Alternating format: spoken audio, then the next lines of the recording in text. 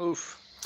Okay, good afternoon, ladies and gentlemen, wherever you are from around the world. Welcome back to Off the Post. Festive season of the Christmas is done and dusted. Hope you've all had a great Christmas. And welcome to 2026, January 2026. A new year, a new start for new clubs, and hopefully a better start for some other than others. And guess who is on the show? We've got a few more people on the show, which is really, really good to see. Also, Anthony will be on the show. I don't know what's happened there. We'll just add him onto this. He's asked me to add him to the stream. He's going to have to ask me again. So, yeah, if anyone messages Anthony, just tell him to message me again and we'll get him on the show. Guys, Nishka, Keeper, welcome back to Off the Post. Hope you've had a great Christmas and New Year. Yeah, good afternoon, SJ. It's been good.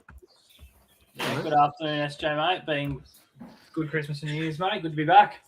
Yeah, Keeper, this is 2 weeks in a row, mate. What's going on?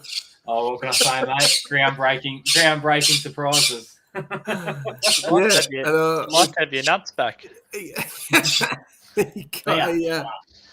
Have you got a? I'm just going to send this link to Anthony as well. So, also, have we got a bird on the show? Yeah, that's Mia, the parrot, going off ahead. Awesome. So we all had a good New Year and good Christmas, and we're looking forward to the New Year.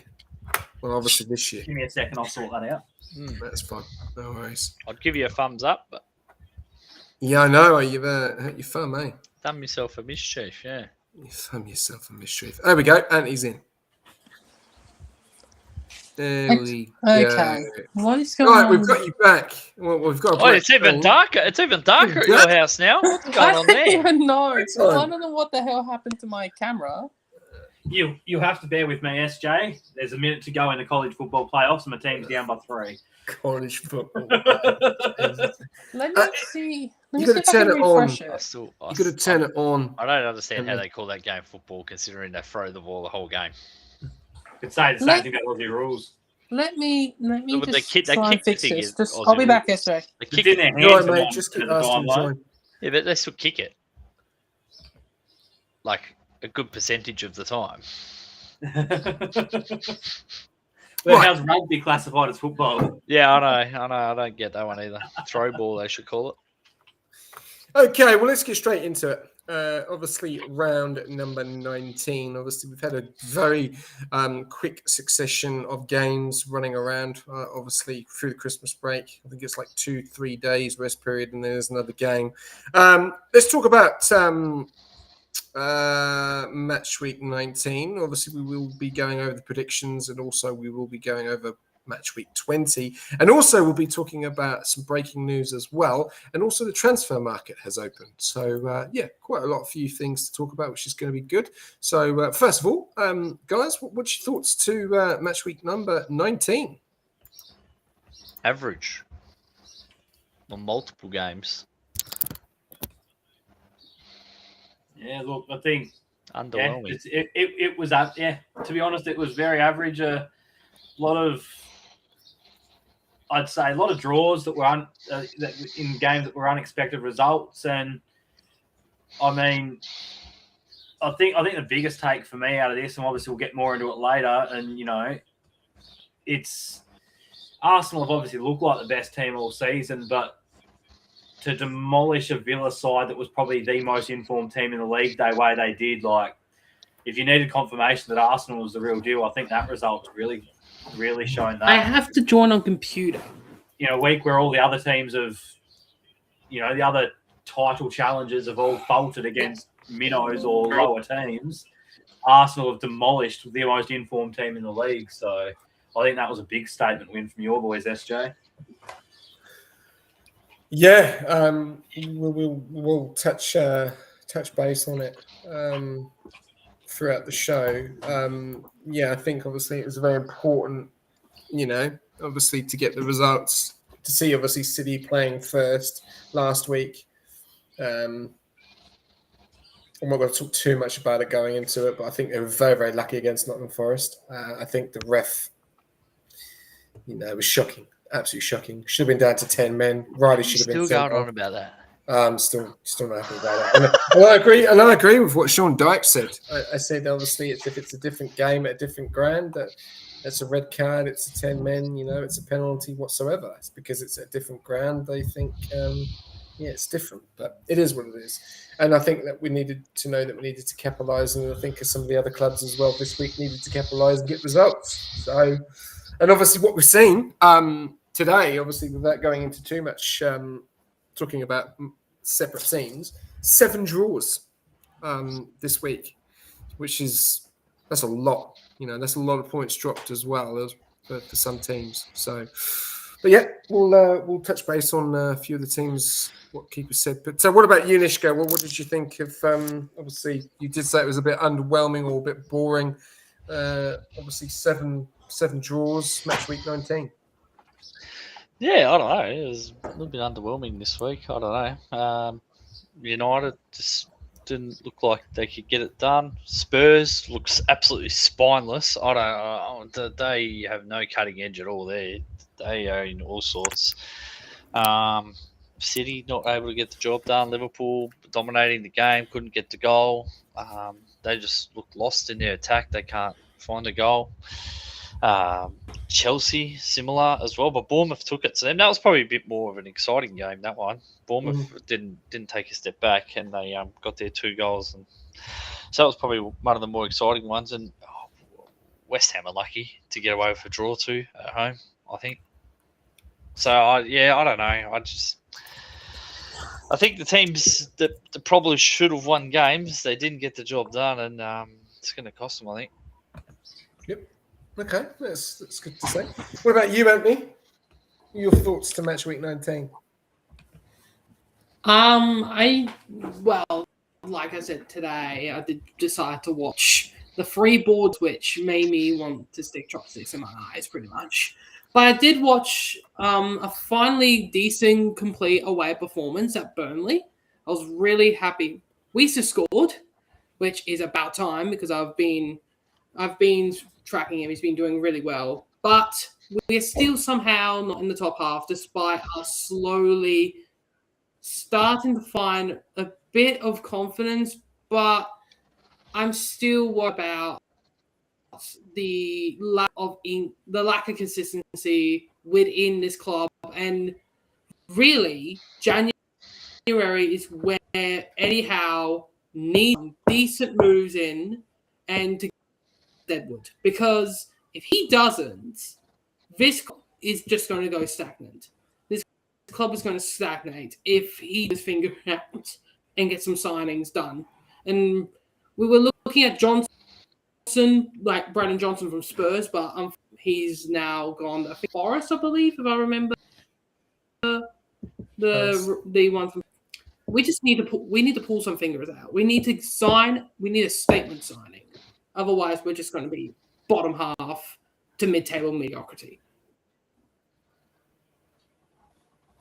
Okay, he's basically singled Newcastle out for the review of the week. That's the way. So we won't talk much about that. Yeah, well, that's fair enough. You mentioned Newcastle. I thought that was actually quite a poor game. I think Burnley could have. I think Burnley could have walked away with something in that game. They looked like they had a few opportunities as well, but just didn't seem to put the game to bed. It's the first game of the week. Clinical. So, are you happy? Well, yeah, it's kind of cool, but the thing is like we'll go a little bit away from that result. You're 13th in the league, Anthony, and I'm looking at the team. I'm looking at the team. I'm looking. Points of this. Yeah, I get that. But I'm looking at your team. I'm looking at the players you've got, and you're such a better side than what you're showing on paper at the moment in your results. You beat City. You should have beat Chelsea a couple of weeks back. You just brought them back into the game. You didn't look the best against Burnley. Yes, it's 3-1, but Burnley had chances. They just couldn't score. Are you not worried a little bit?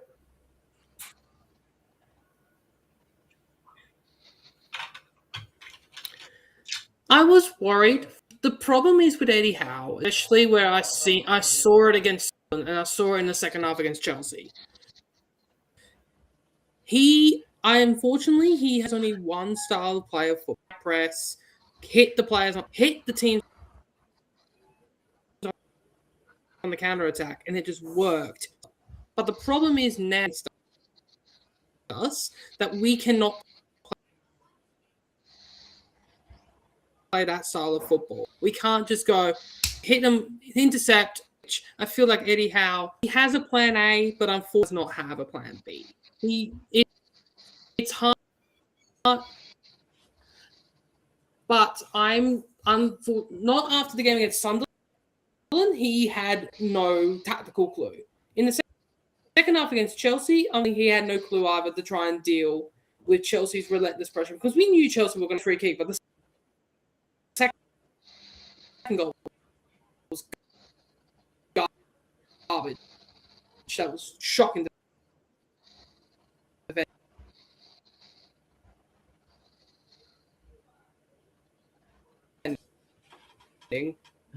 We're losing your signal, bro, a little bit. Your signal's going. Oh, shit. But the game against Burnley, yes, we got the 3 points. But like you said, Burnley had chances. They just were not clinical enough in that. One bit. Yeah, I can't understand anything you're I saying. am understanding you, but I'm getting like you're saying something, and then I'm like, you're clocking out. Mm-hmm. I feel like You get Liam Dernberg. Anthony needs to upgrade from his dial-up to NBN, I think. Yeah. This Gary's got Liam Dernberg's net. Yeah. Anthony, you're borrowing Liam's internet. Well, while he's struggling, I might just jump in real quick. I think the concerning thing for Newcastle is they're two of their games now, like the Chelsea game, they let them back in, and then this one they scored the 2 goals early, and it's like they switch off, they just like clock off, like job's done, and then Burnley get the goal, they're back in the game, and then you let the team get a sniff, and it becomes a different game. I don't know. You think they got to have the killer instinct. You just got to kill the game off. Do you think they're playing scared a little bit, Nishko? Like they're that worried about losing results that when they feel like they've got a game won, they're shutting up shop when they should just keep playing the way they are? Yeah, exactly. Like to go 2-0 up at Burnley away, they should have no chance to get back in the game. Really, that's the ideal situation. What you want to do, you want to score the goals early against them because that's the way they play. They sit back and they try and scrap a scrappy result. They try and defend. If you get the early goal against them, most times you're probably going on to win the game. But to let them back in the game, that was a mistake from them. Yeah. Well, I want to say something about them as well. Do you believe that Eddie Howe trusts his goalkeeper at the moment because he's been playing Ramsdale, for the last few games, and then we brought Pope back in for Burnley. So is that a problem? What they want to do? Well, is that a problem to have though as a club? You don't know what goalkeeper, because if you're going back, I don't know, 2-3 seasons ago, we did the same with Arsenal. They didn't trust Leno. He wasn't good with the ball at his feet because that's when they started playing out from the back, and that was the new thing. That was the new thing on trending. And then all of a sudden they put Ramsdale in. Ramsdale then came back into that, and he was playing good with his feet as well, and he had a fantastic season. So. Do you think Newcastle trust their goalkeeper situation at the moment? I don't think it's a good feeling as a goalkeeper to be out of the team. Like, yeah, you don't feel trust. So what would that do for your confidence? You don't see many teams changing their goalkeeper. No, you don't. And that's it. It's not good for either of them because, let's be honest, an Aaron Ramsdale and a Nick Pope, let's be honest, if you look at some of the other teams, there is more than probably half a dozen teams in the Premier League both those goalkeepers should start for. And I don't think stockpiling 2 goalkeepers who are both starting ability is good for either of them because you're dropping one to bring the other one in. That drops the first one who's been dropped confidence, but the other player's playing scared as well because he wasn't the first choice, and it's only he's probably playing feeling like he's only one mistake away from going back on that bench. Like you look at Liverpool for years or Man City, your second goalkeeper should be young up and coming bloke that you're building up, that you're playing cup games, or a way older bloke who knows he's not the number one and he's experienced. Having two keepers with the ability to be number one, they're both playing with shot confidence because, like I said, like. Nick, I don't know if Nick heard it or not just then when he was away, but yeah, like you've got one starting, one feeling like he should be starting, but then the moment he comes in, he's playing feeling like he's only one mistake away from going back out of the team for the bloke that he's just replaced. And I don't think it does either of the keepers' confidence. To be honest, if I was Newcastle, I'd be picking one, making him your clear number one and shipping the other one off and get a young bloke to be your backup or get a 38-year-old who's a capable backup for your cup games or, like your Scott Carson or whatever his name was that played for Man City for all those years, or a Kelleher that was at Liverpool for so many years. That's what your backup keeper should be, not a player in that age bracket of you should be in your prime as a goalkeeper and could be starting for multiple other clubs. I just don't think it works. It's not a good dynamic to have in the squad. Two first-team keepers, not a good idea in my opinion. All right, okay, that's fair enough. And while we're on that topic, obviously we can get Anthony back. Ramsdale or Pope? Look, I've always liked I'll be honest, I've always liked Ramsdale, but I think there's obviously an underlying issue there. Like, there's a reason why a goalkeeper runs through so many clubs, and I don't know what it is, but he needs to find a home and settle. And I think Nick Pope's good enough. Like, if I was Newcastle, I'd be staying with the one or shipping him off. But you're not sitting there rotating them. That's it. I personally would take Pope over Ramsdale. I think Ramsdale's good enough to keep elsewhere. But yeah, at the end of the day, one of them's got to go, in my opinion. You can't sit there and just keep rotating the both of them. It's not going to be good for either of them. But yeah, my personal preference would be keep Nick Pope at Newcastle. Okay. What about you, Mishka? Yeah, I'm the same. I think Pope would go with Pope, yeah. Okay. And let's go to the Newcastle fan himself. Anthony, if you do jump out, you don't have to be on camera, bro. You can turn it off and just be voicing if it's causing you problems, mate. No drama. He's on mute. Yeah, he's on mute now. Oh, mate, sort your tech issues out. Oh, mate. Who brought this rookie along to the show? Can't hear you. Lucky Walter Bardo can clutch up because the fan can't. We're going to zoom in now. What is going on? Now your voice is back. And now the camera's it's gone. Oh, mate. Oh, this is more of a shambles than Newcastle United. Yeah, get rid of that fucking ADSL. Where are you? Are you back? Are you fucked off again? Like, anyway, we'll jump back into that subject when he comes back. But I don't know. I think Pope's been with Newcastle for so long, so I've got to go Pope. I do like Ramsdale. I think he just loves Ramsdale because he played for Arsenal. That's no. It's the only reason. Come on. I've always liked Ramsdale as well, but I just think Pope's the better fit of Newcastle. You know what? I'm just going to keep it like this. That's easier. Just change your background from AC or whatever. Just put I'm just going to keep it like this. That's all good. We're talking about, obviously, we talked about Newcastle and Burnley. We touched a little bit on that to the other guys as well. We're talking about, obviously, the situation of Newcastle at the moment with the two goalkeepers. So we're just putting a question out there, Ramsdale or Pope? That's a toss-up for me, in my opinion. You got to choose one. I would probably keep Pope as well. Obviously, he's just been a bit of a liability. But I feel like it's just because of a shot of confidence. And just him just being obviously injured, he just hasn't had any type of match fitness. But then Ramsdale has done well, but he can't. Obviously, like you said, two goalkeepers in the same side that he can keep anywhere else. He's just gonna just shoot both confidences in the foot. But I'd rather keep Pope.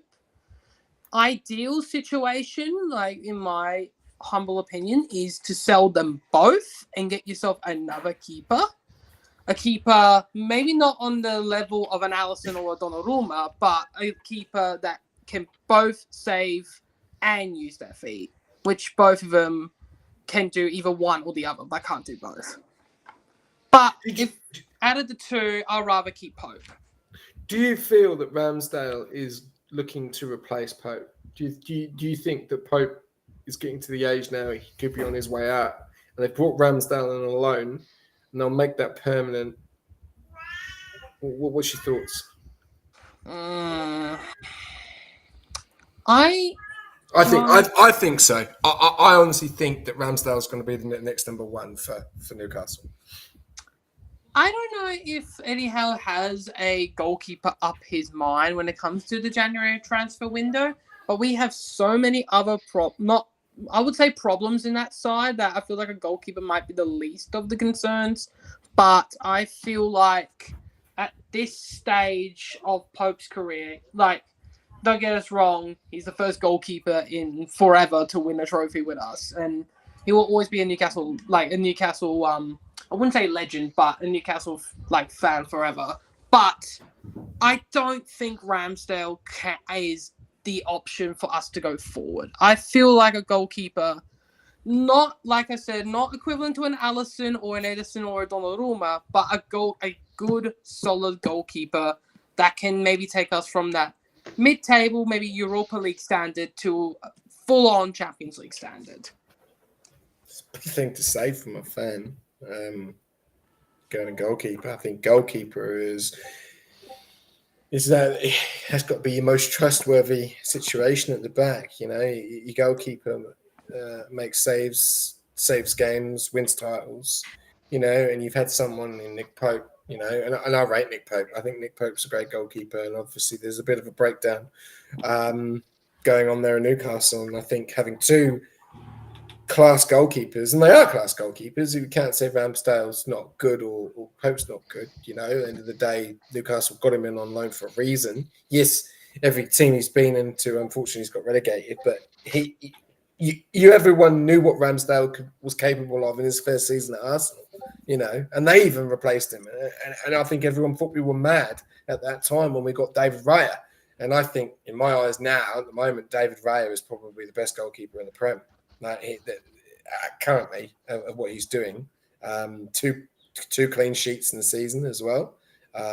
So I think that's a big situation that Newcastle are going to have to fix pretty quick, you know, because you need that trust, you need that reliability there. And it doesn't look like at the moment, you know, you've got that with your goalkeeper. So it's going to be one to watch out for. It's going to be one to watch. If I was Eddie Howe, I would take a punt at Fiorentina's goalkeeper, David De Gea. I will take a punt on him. Bring him back to the Premier League. No, say David De Gea. This is, if you want David De Gea, this is where I'm at. This is the exact scenario I was just talking about, where you get that older goalkeeper out of his prime as your backup that does your cup comps or fills in when there's an injury. I'm getting rid of Ramsdale or Pope, not both, one of them. Get David De Gea in, and David De Gea is your backup. Okay. That makes more sense. Yes, I'd say Pope is on his way out. I wouldn't be surprised if Pope's gone at the end of the season, and then you bring in Ramsdale as your number one. Yeah.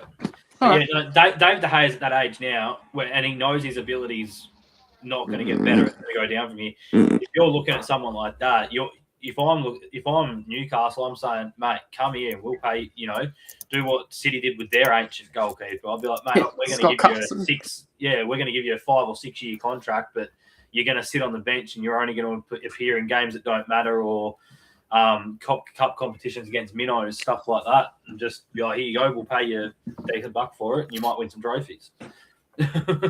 Exactly. All right. Let's Anthony say Donnarumma one more time, please. Donnarumma. Oh, no. Beautiful. Beautiful. All right. Well, Anthony, we've given you 28 minutes of fame about Newcastle, but we'll jump on and we'll talk about other things later on. But let's go to our second game. We won't talk too much on the draws because obviously there's not really too much to talk about, but I do want to talk about a little bit about this. Chelsea-Bournemouth. Chelsea obviously last week lost against Villa, and they're probably a little bit unfortunate. And then the week after that, they then drew against Newcastle, and obviously you've just heard the news, which we will talk a little bit about, obviously after these results. Chelsea and Bournemouth, look like they're in control of this game and let Chelsea back into it. What's your thoughts on this game, Nishka? Yeah, I don't know. A lot happened early. And then I don't know. I feel like Bournemouth, they still try to take it to them.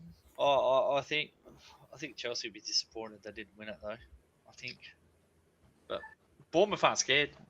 You've seen that time and time again this season. They're not scared of playing the big teams. And yeah, I think they had a little bit of a blip over the last sort of couple of weeks, but I think they're okay. I think they're going to be okay. They're safely away from the relegation zone anyway. I think they're going to be pushing for top 10. I think. What do you think on that, keeper? Obviously, Bournemouth. We talked maybe 3-4 weeks ago. It was 6th in the league, down to 15th. Have not done very well. I don't think I've won a game in 9. I think. Yeah, well, I think I heard, because I did watch some of this, but I was getting up in the morning and doing some things, so I didn't watch all of it. But I was watching bits and pieces of it, and I do remember hearing. I think both these teams came into this game without a win in 6 matches. Yeah, that's right. Yeah. So now they're both that I haven't had a win in 7 matches. So I don't think it's alarm bells really for Bournemouth. I mean, Chelsea's a much bigger club than them, and they're kind of they're sitting higher on the ladder because they gained some more points early. They're kind of in the same situation at the moment, not being able to get wins. And you're going to get those inconsistencies in a team like Bournemouth. They're not a big club. Let's be honest, have a pretty young team. And one of those things that comes with having a young team is you're not going to have the discipline to grind out results week in, week out. Like you're going to have drops in form, dips in form. But like Mishka said, they're not scared to take a game on. They are a young side. They're an attacking side. And they're quite happy to make their attacking. When they're against big teams, they're quite happy to hit the opposition on the counter. Like, you've only got to look at it. Both teams had a decent amount, like the 17 shots from both teams, despite the fact that one team had 67% of the ball and the other team only had 33% of the ball. And that team that had less of the ball was Bournemouth, and they had just as many shots. They had 3 more shots on target, 4 more big chances created. Yeah. They had better XG. I don't think there's anything to be overly concerned about that result. You're playing away from home to a much better side, and to be honest, sometimes the football gods just don't shine on you. They had more big chances. They had just as many shots. Another day, they could have won that game 4 or 5-2. That's a reality. They went at them when they had the ball. Yeah. They went at them. You know what I mean? I don't think there's no negative on this result for Bournemouth. You've gone away from home against a side that should be finishing in the top 4, and at the very worst, the top 6. And like I said, sometimes football gods just don't shine on you. Another day, they could have had 4 or 5 in the back of the net. And Chelsea fans are not only having a coach who's just been sacked, but they're scratching their heads going, what the hell has happened? Instead, they've escaped out of it with the point. There is one negative. Semenyo. I think he's gone. Well, I don't know if you've seen this morning or not, but Man City have triggered the release clause. Yeah. And he has said that Man City is his preferred destination. So I think that's just a formality waiting to happen now. So they did say that game against Chelsea may have been his last for Bournemouth. So yeah, that's the negative. How they go without him. Mm.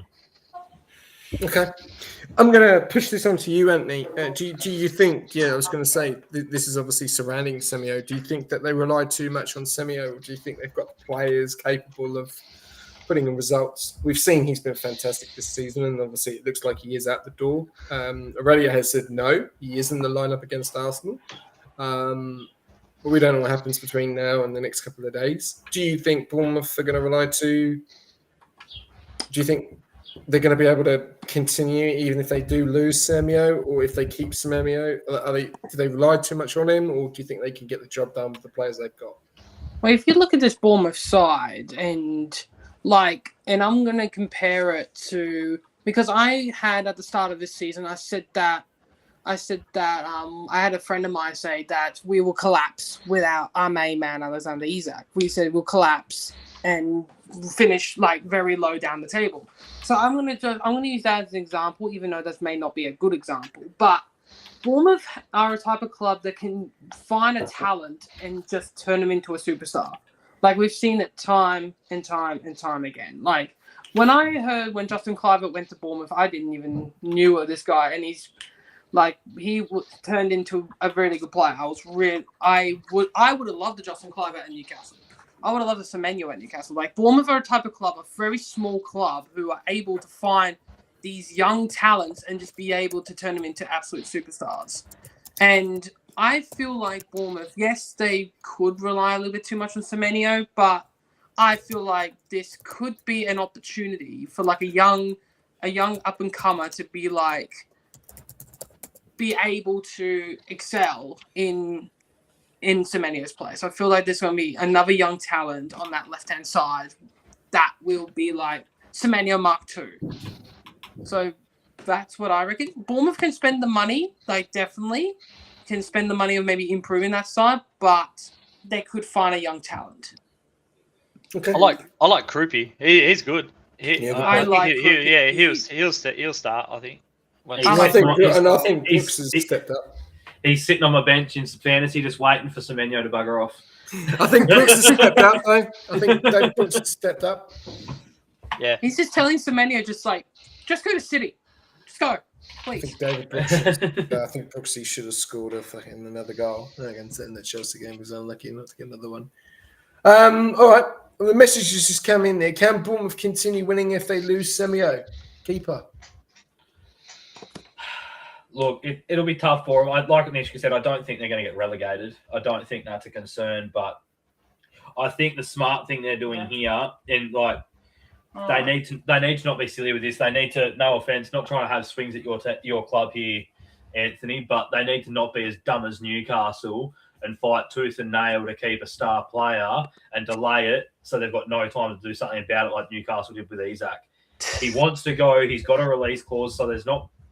I don't think they can do anything to stop it anyway. But they just need to get him off the books as quick as they can, piss him off, catch you later, goodbye, and then they've got a full month to sort something out. You know, like yes, you don't want to be playing heaps of games through January without a replacement, but the smartest thing they can do is invest this money that they're going to get for him to find a replacement as soon as they can. But the good thing they've done about it is they're going to get this deal done, get it out of the way quickly. They've got time to sort it, because the last thing you want to do is it be the end of January and you've got a star player leaving with a couple of days to go in the transfer window and your options are limited as all hell. So, they can't just sell him and go, rightio, we're good with the squad we've got. They do need to bring someone else in to help replace that. I do like Krupi, like Nish said, but I think that it'd be very dumb, given where they're sitting on the table and given how important a player like Semenyo is, for them to just pocket that money and not look to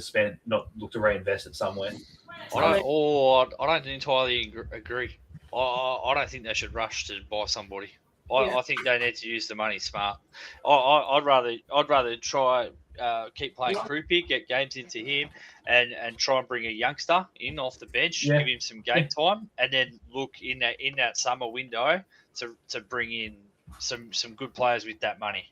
I don't think they need to rush, but the reality you've got to think with this is they knew Semenyo had a release clause. They knew that an offer was cut. They knew it was going to get paid by someone, because let's be honest, he's been linked with all the top clubs in the Premier League. One of them was going to pay that release clause. So they've known for a long time he's gone. So I don't think any decision they make will be rushed. I think they would already have players' names ready. They would have been planning, and it's poor management. I get that, you know, it's good. It can be hard bringing someone in the middle of the season, but like I said, I don't think they'll get relegated. But do you want to be sitting there in 5 months' time, heading back to the championship, going, why the hell didn't we do something with that money we got for him? I even think if they didn't bring somebody in, I can't see them not scoring 7 to 10 points for the rest of the season. Like they're going to stay up. I think they will too, but I think that getting the deal done this early in the window, I think, and given that they knew it was going to happen probably 2-3 months ago, I think they should have, if they've been smart, they would have already had forward planning. They'd already have targets in mind, and I think they should be pulling the trigger in the January window if they can. Yeah, I think if they can, I think if they can bring in the man that they want, then yeah. But if not, I wouldn't be just rushing just to bring somebody in. I wouldn't be doing that. It has to be the player that you want, and it's hard to bring players in January. Teams are settled. It's mid-season. A lot of players typically they don't really move too often in this window. So unless it's a player that they really need and they really want, I wouldn't be pulling the trigger. No way. Yeah. Okay. All right. So you think they can still survive, keeper? Yeah, no, I think they survive, but I just don't. I would just hate to see, I've got no links to Bournemouth in any way, shape, or form, but I would hate to see their fans' reaction and the pressure on the board if they didn't do something and the worst case scenario played out. I think they will, but I don't think it's going to be this week. I think it'll be next week. Oh, but that's what I mean. That's why it's smart business getting this deal done and out and on the books as soon as they can, because it gives them more time to negotiate. Because just because they've got a person, just because they've got a money, doesn't mean the other club even if they've got a man they can get, another club may, they may decide to play hardball. And the last thing you want is to miss out on that signing because you haven't opened negotiations until a week before the window's closed and they've hardballed you and you've run out of time. Yeah. Definitely. I'll tell you my bit at the end. I'll go to Nishka. So same question to you. Obviously, I think you may have answered it. You think Bournemouth can still win without him? Yeah, I think they can. Yeah, I think they'll be safe without him. Okay. All right. And Anthony, what about you, mate? Black screen again. Hopefully next week I'll be able to fix this damn thing. You're good, mate. But I would say Bournemouth will survive. Bournemouth will survive with absolute ease. I reckon this relegation fight, I feel like already 2 of the 3 sides are already down. I feel like only really West Ham is going to be the only one that I reckon will put much of a fight to stay up. But I feel like Burnley have the slight chance, but Wolves are gone from the start of the ball was kicked. Mm-hmm. Oh, 100%. Easiest money. You can't go easiest money, boys. Easiest money there. Easiest money ever made. You cannot go half a season, concede 40 goals, only score 11, and not have a single win to your name and climb out of relegation. Unless they've got a checkbook and they want to risk, a couple of years down the track, financial fair play penalties, there's nothing saving Wolves. Absolutely nothing. All right. Moving on, we'll get on to the next game. I think as much as I don't want to say it, I think he is off. I'll call you back in about 2 seconds. All right, mate. I was just going to let you know I'm on my way. I think he is on his way out, unfortunately, which is a bit of a shame because I think it'd be great to see him do the end of the season with Bournemouth, just see where he can actually put them. But I think Man City will, they'll push it now. They've lost Savino, I think, to a nasty injury. It doesn't look good. It looks like it's going to be a long one. It's going to be very interesting to see how it's going to go. And it's interesting that no other club has come in for it. I know Arsenal have talked about it. I think Bournemouth are going to go for Ethan Nwaneri from Arsenal. I think that's who they're going to go for because he's not getting game time at the moment. So I think that's a good replacement, actually. Not the same player, but can play on that wing. And obviously a guy needs minutes. So I think Bournemouth, if they're going to do anything, I think it's going to be a loan deal. I don't think they're going to buy anyone. I think they'll loan him. I think they'll loan him. Well, that'll do in the meantime anyway. Yeah. A loan deal gives them a chance to look at someone. January is the kind of spot where you can loan someone and put a compulsory or optional future fee on it as well. So we would have bought him keeper. Arsenal would have bought Semio if they needed him, but they don't need him. There's no. We've spent too much money. There's no. Liverpool was one of the other clubs that obviously were well linked with him, but again, same as I said before the season started, I think we've got bigger areas to worry about. So I think Man City have kind of done what Man City do, and they've bought a player that they, under normal circumstances, don't need because they've already got so many attacking options. But given their injury, they're doing what Chelsea. Them and Chelsea have always had something similar where they just buy players so other clubs can't have them. I think it's a little bit different this time though because they have a serious injury crisis in their attacking midfield. So I think this will help them out a bit. And to allow them to rest players like Foden and Cherky and rotate them through a little bit more. Having and he plays in that position that they need. That left winger. And I think they've just I have heard today they have lost Savino. That looked quite nasty. He didn't come back on. They've got a fair injury crisis going on there in some of those midfield positions. So, under normal circumstances, this would be something they do anyway. But I think for once, they actually genuinely need this guy. Well, we will find out in the transfer market. Anyway, let's move on. Let's get on board with some of these. Some of them we won't go on too much because they were draws. Nottingham Forest and Everton, very unfortunate for Nottingham Forest. Looked like it was going to be a good bounce back from Man City, but didn't seem to be at the races at all against Everton. We're actually quite poor from what I've been told. Anyone got any take on that? They dominated the game. Yeah, but they couldn't. Everton won the game too. I got no idea. If you watch the game, I don't know how Everton won 2-0. I'll tell you how, mate. Everton. It doesn't matter what decade you're in. Everton and David Moyes. It can be very Sean Dyche-like sometimes.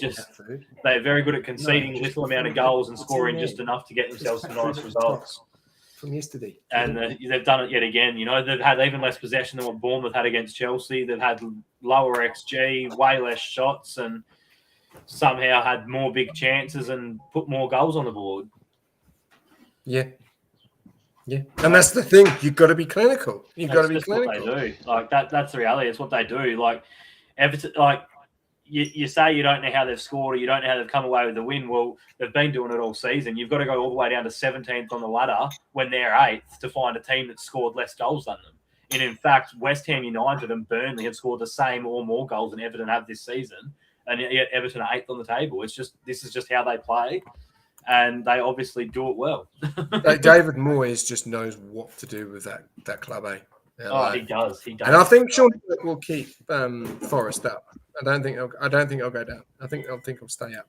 That's the reality. You're probably right on that front too, because let's be honest, that's what Sean Dyche is used for. He comes in, he keeps the club up, he gets sacked the following season at some point, and then another club that's struggling for relegation zone brings him in and he saves them. That's literally what Sean Dyche does. He's just they're not a shit club. They're not a shit club. They beat Spurs 3-0, a couple of weeks back, right? But they dominated against City. I'll be honest, they absolutely dominated that game against City. They just, unfortunate errors in a few situations of the ref, and I don't believe that they should have walked away with the 2-2 draw. Yeah, really, that's what it should have been. But that becomes a problem, though, doesn't it? What? Because they've dominated the game before, didn't get the result. They've dominated again, didn't get the result. That's becoming a problem. Yeah, it is. You know what the problem is, don't you? The fucking players. No, the finishing is the problem, because while they're dominating games, Wolves are the only club in the Premier League that have scored less goals than them. And the amount of attacking talent that Forest team has, that should not be an issue. Jesus has only scored 2 goals. 2 goals all season. Yep. He's the main striker. Chris Wood is injured. He scored 20 goals last season. There's the difference. Yeah, but there's your goals. It's the manager as well, though. Sean Dyche, I'm actually amazed that they're dominating games the way they are, because he's a very defensive manager. So long balls, set pieces, but you've got to take into account that Forest have had 3 different fucking managers. Yep. Right? They've got their prolific goal scorer out, who should have probably got one, from last season, probably one of the player of the seasons. He was fantastic, don't get me wrong. He's out with a bad knee injury, and Igor Jesus has only scored 2 goals, and he is their striker. And where are the goals coming from? Callum Hudson-Odoi doesn't play enough. They now starting to play on Omari Hutchinson, who I think is a great footballer. He's obviously come from two good sides, obviously Arsenal, Chelsea, and he played for Town, Ipswich. I think they've got 2 great midfielders in Elliot Anderson and Douglas Luiz. And Morgan Gibbs-White's fantastic. He's just a workhorse, They've got a good squad. They've got a good squad and they're doing most things right. But if they want to stay up, they need to learn how to score goals, because you cannot stay. I'll be honest. If we get to the end of the season and they have still scored the second least amount of goals out of every club in the Premier League, they will be in the relegation zone. They are not going to stay up if they cannot find a way to score goals. That's just the reality. Because teams like West Ham, like I know West Ham's currently in the relegation zone, but Jared Bowen scores goals for fun. Nottingham Forest don't have anyone that scores goals for fun, and if they don't find a way to fix that, they will be in strife. Definitely.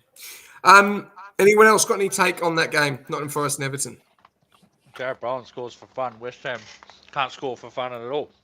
Terrible. Talking about West Ham, we're just going to jump on board them. Nishka, West Ham and Brighton. I think Brighton will be very, very frustrated with this. Danny Welbeck, penalty, doesn't hit the bar, puts them 3-2 up. It's game over. Again, lost points there for Brighton, do you think? No, 100% lost points. They played better than them. They played better. West Ham, I don't know. They got away with one. But at home, we shouldn't be talking like that. They're when you look at they are a shambles. When you look at the players they got, I don't know how they're in the position they're in. But they're playing the way they are. They've just signed a 27 million. Is it pound striker? I don't know how they turn it around. Well, they need a striker. Haven't they just signed someone? Week in, week out? They don't play any forwards. Like Bowen's their only attacker, really. Yeah, Callum Wilson's kind of just gone back, hasn't he? Like he's not what he used to be. He's not, and I don't know where to turn for them. You know what I mean? We've been saying it week in, week out. The lineup doesn't really change much. They play Callum. Well, a lot of the weeks they aren't even playing Callum Wilson. They're putting him on the bench. There we go. Lucas Paqueta, a fantastic player, but I don't know what's going on there at the moment with this team. Midfield looks a shambles. They're not creating much. I don't know where to turn to for them.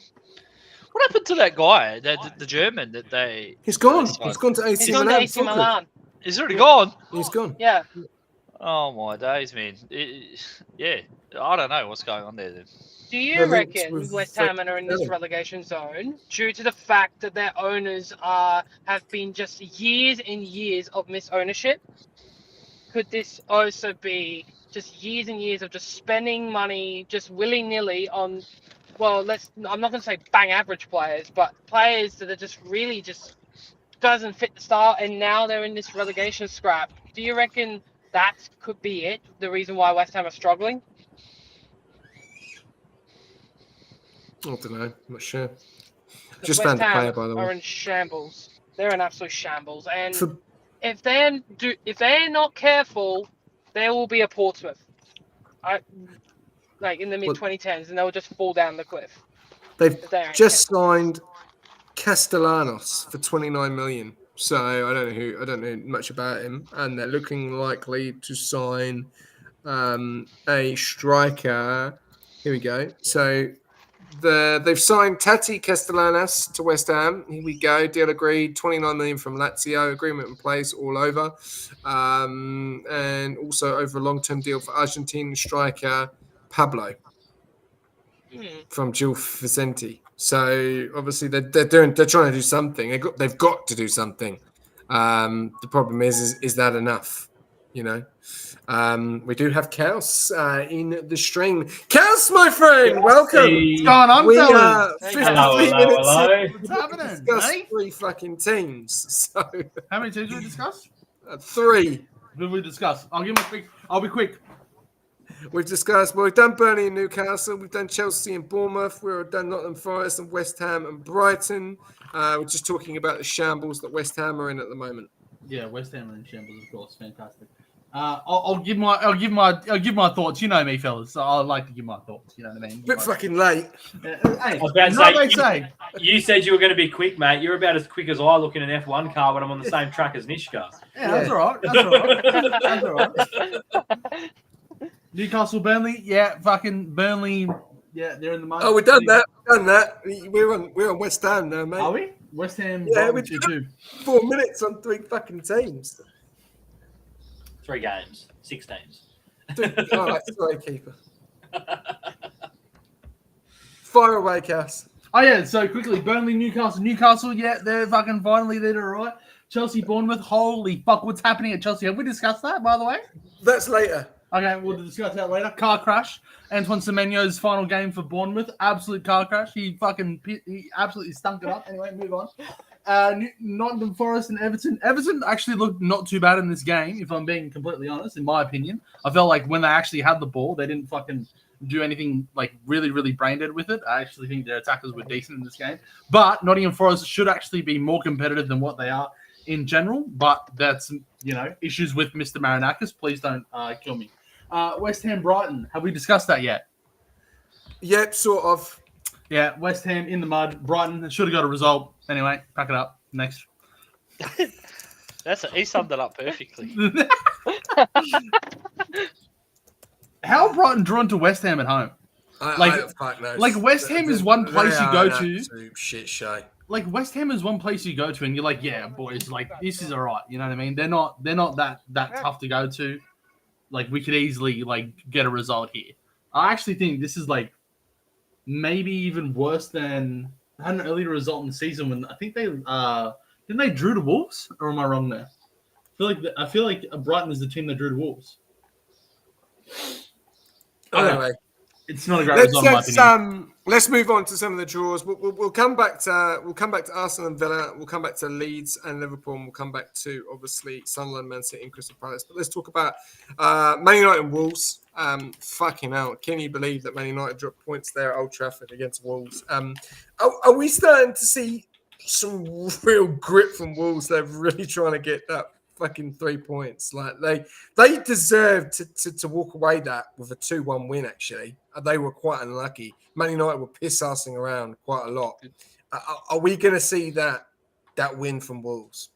Did you ask? Can we believe that United drew with Wolves? Did you just ask that seriously? Yeah. Well, they beat them 4-1. I can believe anything. At their ground. United bottle. Oh, I can believe it all. They lost to Grimsby earlier in the season. Anything goes. Yeah. Well, there you go. But they did beat them 4-1 a couple of weeks back, didn't they? At Molineux. So, Wolves have a second team in. What do you think? Do you think Man United are going to struggle at the moment with Bruno Fernandes out? Is that a question to me? Sorry. Just to anyone. I think they struggle all the time, not just with him out. You think they're a basket case? Yeah, a basket case until they beat your fucking team. I still believe it. Okay. Hey, just because they draw or beat another basket case doesn't make them any less. Yeah. I didn't say we're not That's a basket true. case. Well done, keeper. Well done. Yeah, it's true. Honestly, I've actually been quite impressed with United in the last few weeks. I think the Bournemouth game was a very interesting one to score that many goals. Actually, the highest scoring team in the Premier League. And you're looking at where they are as well. You wouldn't have thought that, but I think Man United are in a lot of problems. You look at the players who they rely on. The reliability is probably Cunha at the moment and Fernandes. They've got no Brian Mbeumo. He's away. Sesko can't hit a fucking barn door. They've got a fucking player that they were just about to get rid of and send back to bloody Bologna in Xerxes, scoring all the goals. It just doesn't seem to be working there. They've got no idea what their fucking back four is.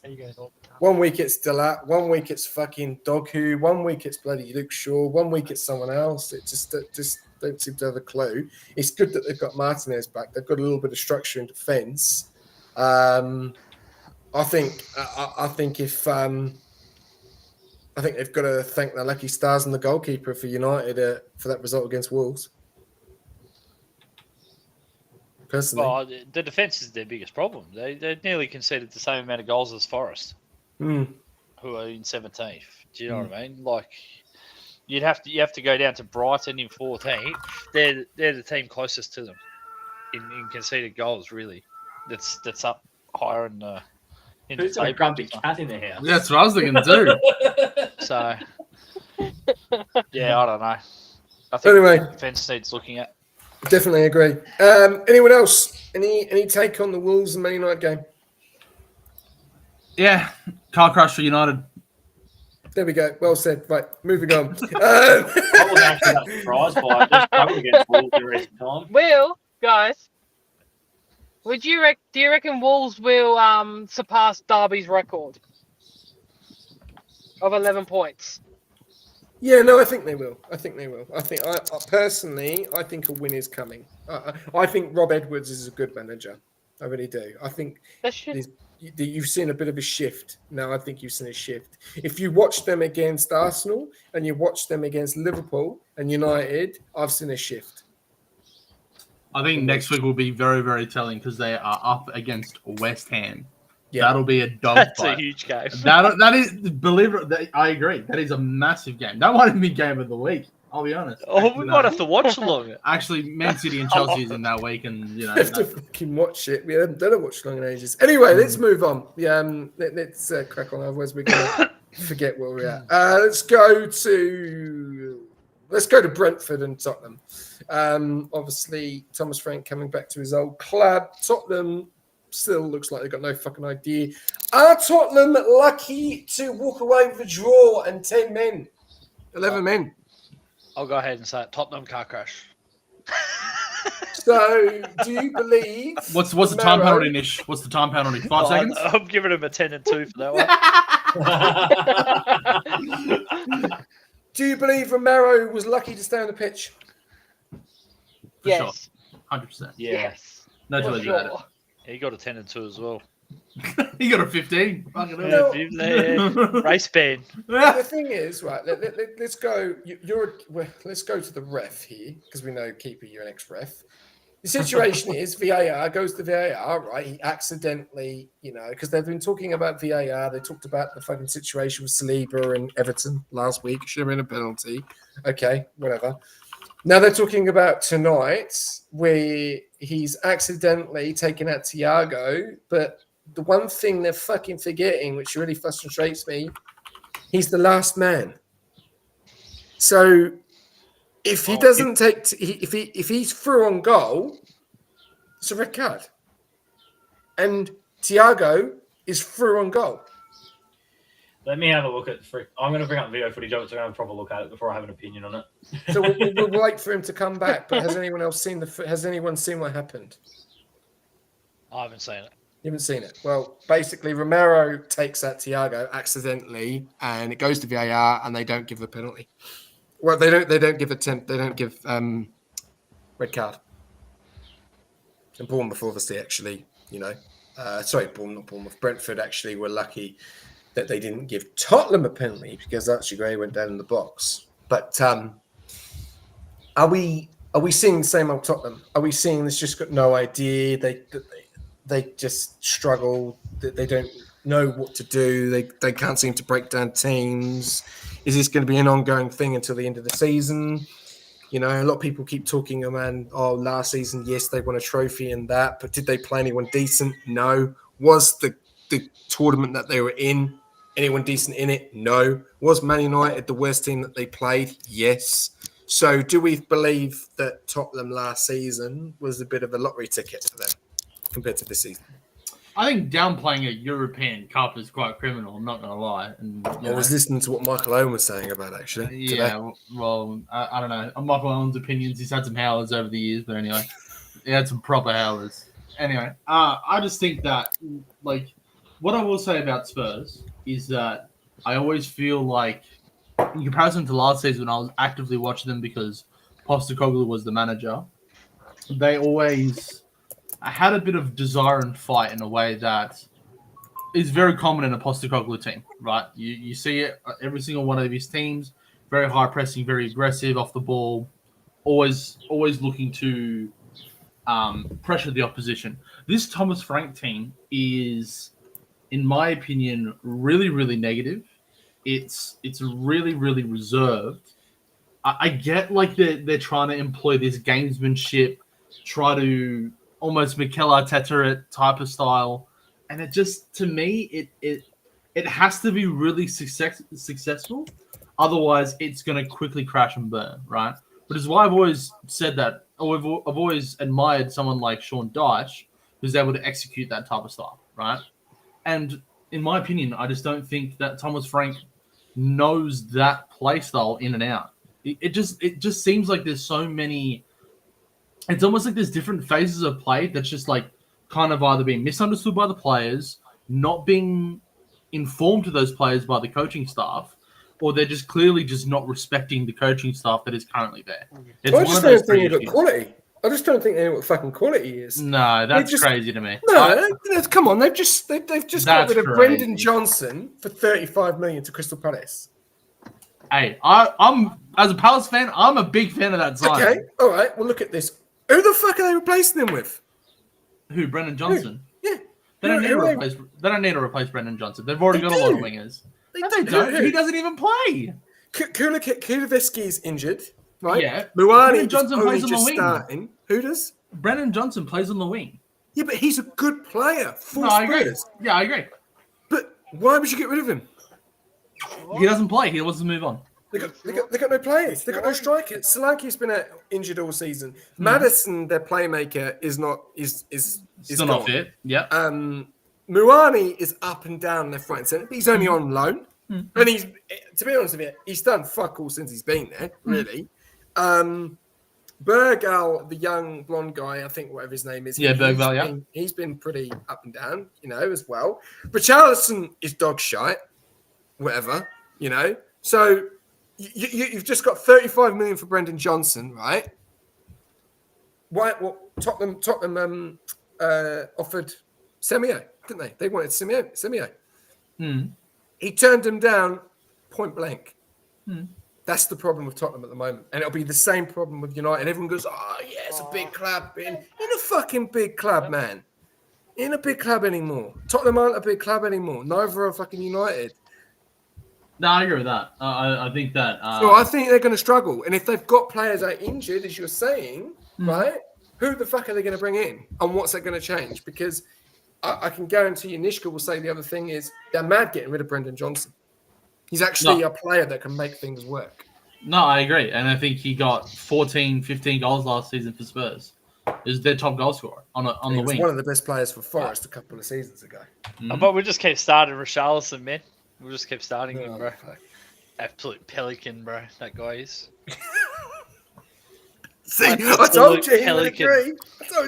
I don't want to interrupt, man, but I love what's happening at Tottenham. I love Thomas Frank. I actually think he's a great manager. I really do, and I wish him all the best. But I hate the fucking club. I think obviously them losing their chairman was probably the best thing they ever done, but they've got no fucking idea. They think Romero and Van der Ven are the key to that squad. No way. No way. When someone turned around to me and said Mickey Van Den is better than fucking Saliba, I nearly fell off my chair. No way. No way. That's my take. I just don't think they've got no idea. And I think, that it's going to get worse if they're not careful. They can't win at fucking home. They just cannot win. They've got the worst record at home. You know what the problem is? They don't have Big Ange. That's what the problem is. They don't have they don't have a player. They don't have a star player. Jesus. They don't have no Harry Kane, no Son, and then they're struggling. They don't have those players anymore. And that's why they've jumped ship. Anyway, I'm going to it a lot more. Anyone else got any takes on the Tottenham and Brentford game? If I just have to describe Tottenham's performance in one word, it is clueless. They just do not have a clue of what they're actually doing. Because this Tottenham side, I remember a Tottenham side that challenged for the title freaking to Chelsea, and they had quality all around the pitch, like Kane, Son, Eriksen, but who the fuck do they have now? They have nothing. Yeah.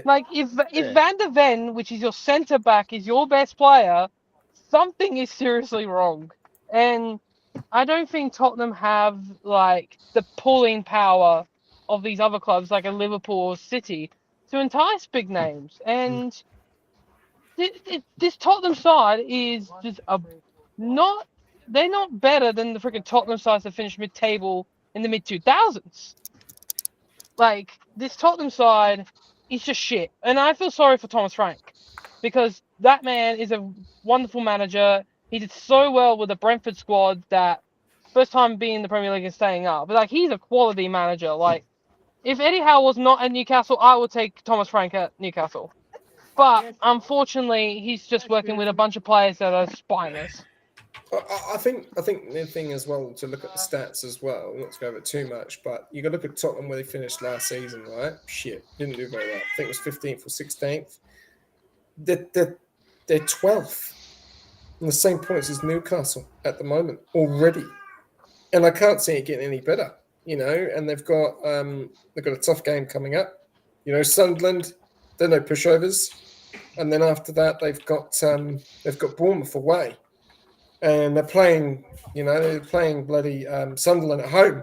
And Tottenham cannot currently at the moment win at home. So I think it's going to get worse. And I think what they've just done with Brendan Johnson, I think is I don't understand that. I really don't. Unless you're not going to play him, he's not going to play. He's not going to get in the squad. Fair enough, no problem. But I think Crystal Palace have got a signing and a half there. So good on them. Well, the midfield just got dicked by fucking Jordan Henderson, who's ancient. What's the same going to happen next week? Is you going at Xhaka? Are you going to do the same to him? Yeah. Like, come on, man. What's their midfield doing? Yeah, honestly, I don't understand it. I'm going to go back to keeper, just on that. Keeper, obviously your thoughts to the situation with Romero and Thiago. Look, the main thing you've got to realise with VAR is technically for him to look at it, it's got to be a clear and obvious error. All right, so the referee has to have made a clear and obvious error. Last man is not actually referred to in the laws of the game at all.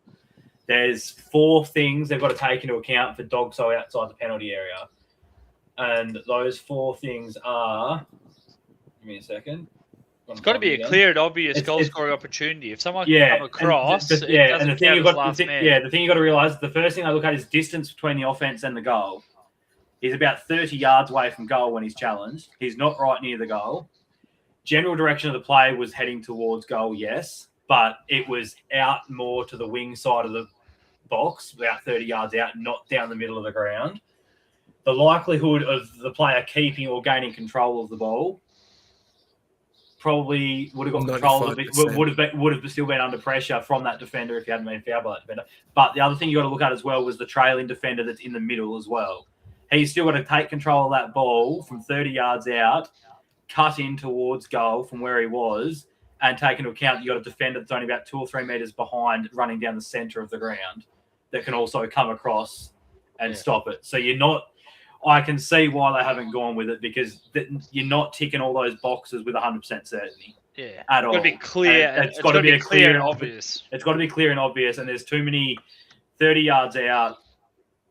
Another second defender in the middle of the ground. He's still got to cut back inside a little bit to then head towards the goal and that's if he gets possession of the ball. So I think it's not you can't tick all those things off. So you say 50-50 then? I'm saying there's too much. I'm saying there's too much doubt there to make that a red card from if what it's you not 100%. If it's not 100%, it's not a red card.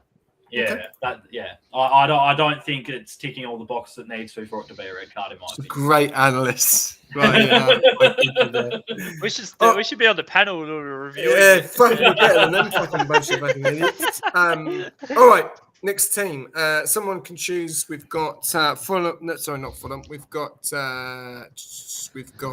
Liverpool and Leeds, Sunderland and City, Crystal Palace and Fulham, Arsenal and Villa. Which one? Where do we go over next?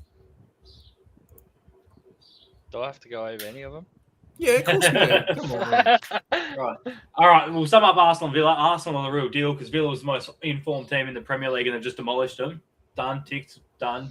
Arsenal's the Premier League to lose if they're going to play like that against teams that are most informed in the league. They come out after half time with a fire in the belly, didn't they? Oh, fucking hell. Yeah. Like, I want to say a few things on that before anyone else says something. Take into account, Rice was not on the field. That's another thing. Yeah, Rice one of those defensive players that I was telling you need to get rid of out of the fucking team. Finally. Just that's what I'm going to say. Rice wasn't even on the field. Good. And they made Villa look shit in that game. Anyway, anyone want to take away the Arsenal game? Fair enough. Because I know a lot of you said a Villa win, a draw. You take into account Arsenal's home record is the best in the Premier League, by the way, at any club in the Prem. So so people were saying obviously 3-1. I had Arsenal 2-1. I just thought Villa's form was too good for them to get blown out, but clearly was proven wrong. But yeah, no. That's a big thing. I never thought Villa would win that game, but I thought they would have been a lot more competitive than what the scoreline showed. I think they went clinical. I think Ollie Watkins had a massive chance in the first half. You know, he scores that, changes the game. It always changes the game. You see that, you know? People were saying there was a lot of things going on social media. Oh, they didn't have their best team. You fucking missed 2 players, Matty Cash and fucking, who was the other player? Amara. 2 players. You missed fucking 2 players. Arsenal have had a different back 4 the last 4 fucking weeks. Like, don't talk shit. You know, Matt Cash, yeah, he made a big difference. Don't get me wrong, in the first game we played against them, but you missed 2 players. You still had Morgan Rogers, who's probably one of the most informed midfielders in the Prem at the moment, you know. And like you say, that Villa have not lost a game in 11 games, you know. So, anyway, what about you, Cass? Thoughts on the game? I was disappointed with Aston Villa. I was a bit disappointed. This Villa Your side name's not Cass! You got a voice changer. Cass, you got a voice changer. Yeah. How'd you get that? No, go on, Cass. You're up. I'll say one more thing. That, I was just disappointed with Villa's side. Like, obviously 11 games unbeaten and then just turned up like just shit. Like, that was just garbage. First half was so competitive. The second half, just Arsenal just fired shots at Villa and Villa just could not keep up with them. But I did say to a friend of mine that Ollie Watkins will score, and thank God I won some money off that, so that's good. Okay. All right. Cass. Yeah, it's No, go on, Cass. Go on. no, you go, Cass. No, thanks, bro. Appreciate that. You go, Mishka. Yeah, you're right. I'll go. Thanks. Appreciate it. I'm scared. Liverpool this, Liverpool that. You know what I mean? No, I'm joking. No, in all seriousness, right? I will say it's about time that Arsenal decide to score some goals. You know what I mean? Don't need any own goals to give them a hand. You know, I know that it's very popular for them to slide a few under the table to the opposition just to hit it in their own net. You know, to win a title, you kind of got to score goals. So it's good to see that they've decided to rock up. You know, in all seriousness though, like I think Arsenal played well, dominated the opposition. Didn't really give him too many chances. Is it crazy to say that Bukayo Saka was the worst player for Arsenal for that team on that day? I feel like he had so many chances, easily 3. I think if you're a title contending side, in my opinion, you look at potentially, because I feel like Saka has had these performances where you just kind of just, for lack of a better word, and not to shit on the guy, just stink it up. You know what I mean? He's not as effective as he used to be, in my opinion. But he switches it. But he does switch it. And that's the thing. But it's not effective. You can change the game, though. You know? But it's not effective. You need to No, I get what you're saying. I get what you're saying. But if you look at the games, you know, where you look at whether it was at Brentford, he switched it up. You know, he got that second goal. You know, David Raya kept us in the game against Brighton. You know, these guys, they just change things, you know, and Gabby Jesus, he comes on. Gokares, yeah, he ran, he done this, he got into some good movements, but he didn't put the ball in the net. Jesus comes on, scores him within 5 minutes, and honestly, what a goal. Great finish. You know. So that for me, because everyone keeps slating him, and I get that. You're slating a team that are performing and scoring goals, but you're not doing the same thing with Cisco. Anyway. You're not doing the same thing with Cisco. Wirtz is not getting the same punishment now. It's like he's not scoring goals, but Jesus is going to score goals, and you've also got to have Wirtz to come into the team. That's the worry for me. Is Gyökeres the right man at the moment? At the moment, no. For me, he just runs around like a headless chicken, and just doesn't have that adapt yet of the Premier League. We've seen him score goals, and you've also got to take into account Eze's not playing, Madueke's not playing, and these are top players as well. I think these are top players, and they're not getting minutes. Yeah, but that's the issue that I have with Arsenal is that they have so much quality in their team, and they're deciding to play this negative football, in my opinion. Right, it is negative from what I've seen. You have these really, really talented, creative players. Why can't you find a system to fit both Odegaard and Eze and Madueke, right? And to also, why can't we incorporate Gabriel? I was about to say Igor Jesus, Gabriel Jesus into this team. Like I feel like he's been. I know he's been injured. Like I know he's been injured for the first half of the season. I think he's been fit for the last month, if I'm not correct, SJ. I think he's been fit and available. Why can't we implement him into the system? Maybe I'm playing wild with Gyökeres there and then take off Gyökeres halfway through, put him back down the middle and bring on another winger, right? You guys have wingers out the arsehole at the minute on your lineup. I think your best attacker has been Leandro Trossard this season, and he's been absolutely phenomenal in my opinion. And I think if you can fit those five, he's been phenomenal. You can't lie. He's been very good this season. Last season, 100%. Absolute stunk it up. This season, he's been fucking awesome. He's been really good. Really, really good. I think if you can fit those five guys into the team in the attack, you have a great defensive back four, great foundation to base off it off, and then let the boys have some fun going forward, score some goals, put it in the back of the net. You guys will have this wrapped up by March, in my opinion. You'd have the title wrapped up by March. If you can incorporate a system to have those five players, and you'll be even better when Kai Havertz gets available, mate, you'll be running circles around every team in the Prem. You might even have a chance at Champions League. I think Odegaard is hitting form again. I watched him in the game against Brighton when he shot from 25 yards out when he never does that. And his through ball to Zubimendi as well was brilliant. He seems to be on it. Perfect way too. But it worries me, if Gyökeres is not scoring and people are saying, your own goals and that, and there's a system with a corner. Arsenal are the most dangerous club in the Premier League from set pieces.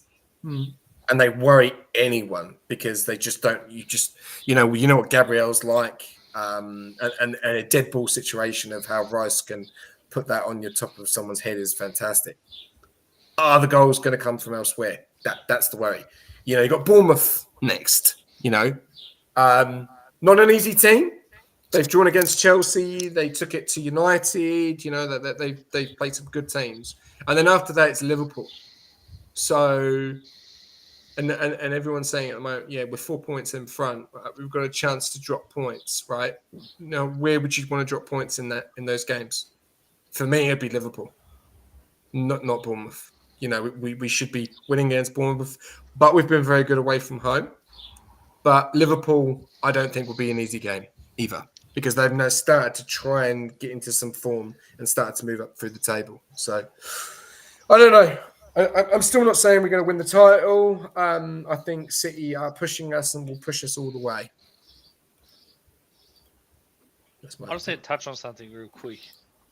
How's Florian Wirtz copying a stray?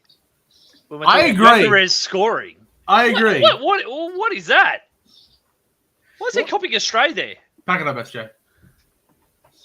Wirtz. Florian Wirtz have to do with Gyökeres scoring. You just chucked him in there. Informed players that throw a stray at him, like give him a little tip around the back of the head. Yeah, I drive-by. But you can't throw a stray at a central midfielder when you're talking about a striker. I'm saying getting the same. They're getting agreed, but they're getting the same. They're getting the same media speculation. They've come into the Premier League. They've not adapted. right? The guy scored one goal, which was a fucking own goal, right? I'd argue he's been our best player in the last 3-4 games. No, I'd argue he's been one of our best players all season. Anyone that actually sits there and watches a Liverpool We just can't score. We just can't finish. Our attackers are retarded. No, I'm just saying. Well, Ekitike's not. Okay, he's the exception. He's the exception. The rest is shit. I'm not saying it's a stray. I'm saying is that from where he's come from, being from, everyone was like, oh yeah, Gyökeres has played for Sporting. He's played against shit, mediocre clubs, in Portugal. He has. Yeah, correct, 100%. But every fucking nation is different, Harry Kane played against Arsenal, against Bayern Munich. What the fuck did he do? Nothing. They lost 3-1. You wouldn't have thought that a fucking couple of seasons ago. Wirtz has come from Leverkusen, who basically had an absolutely amazing season with Xabi Alonso, but now in Real Madrid, they want him out. You got to adapt. That is all about adapting. And Wirtz won't adapt probably this season, but next season he will. But Liverpool, the rest of the team's not. He has adapted, but he has been one of our best players all year. He has adapted. Every team's just sitting back, defending against us, hitting us on the counter. He's trying to move the ball fast. Everyone else is 5 steps behind.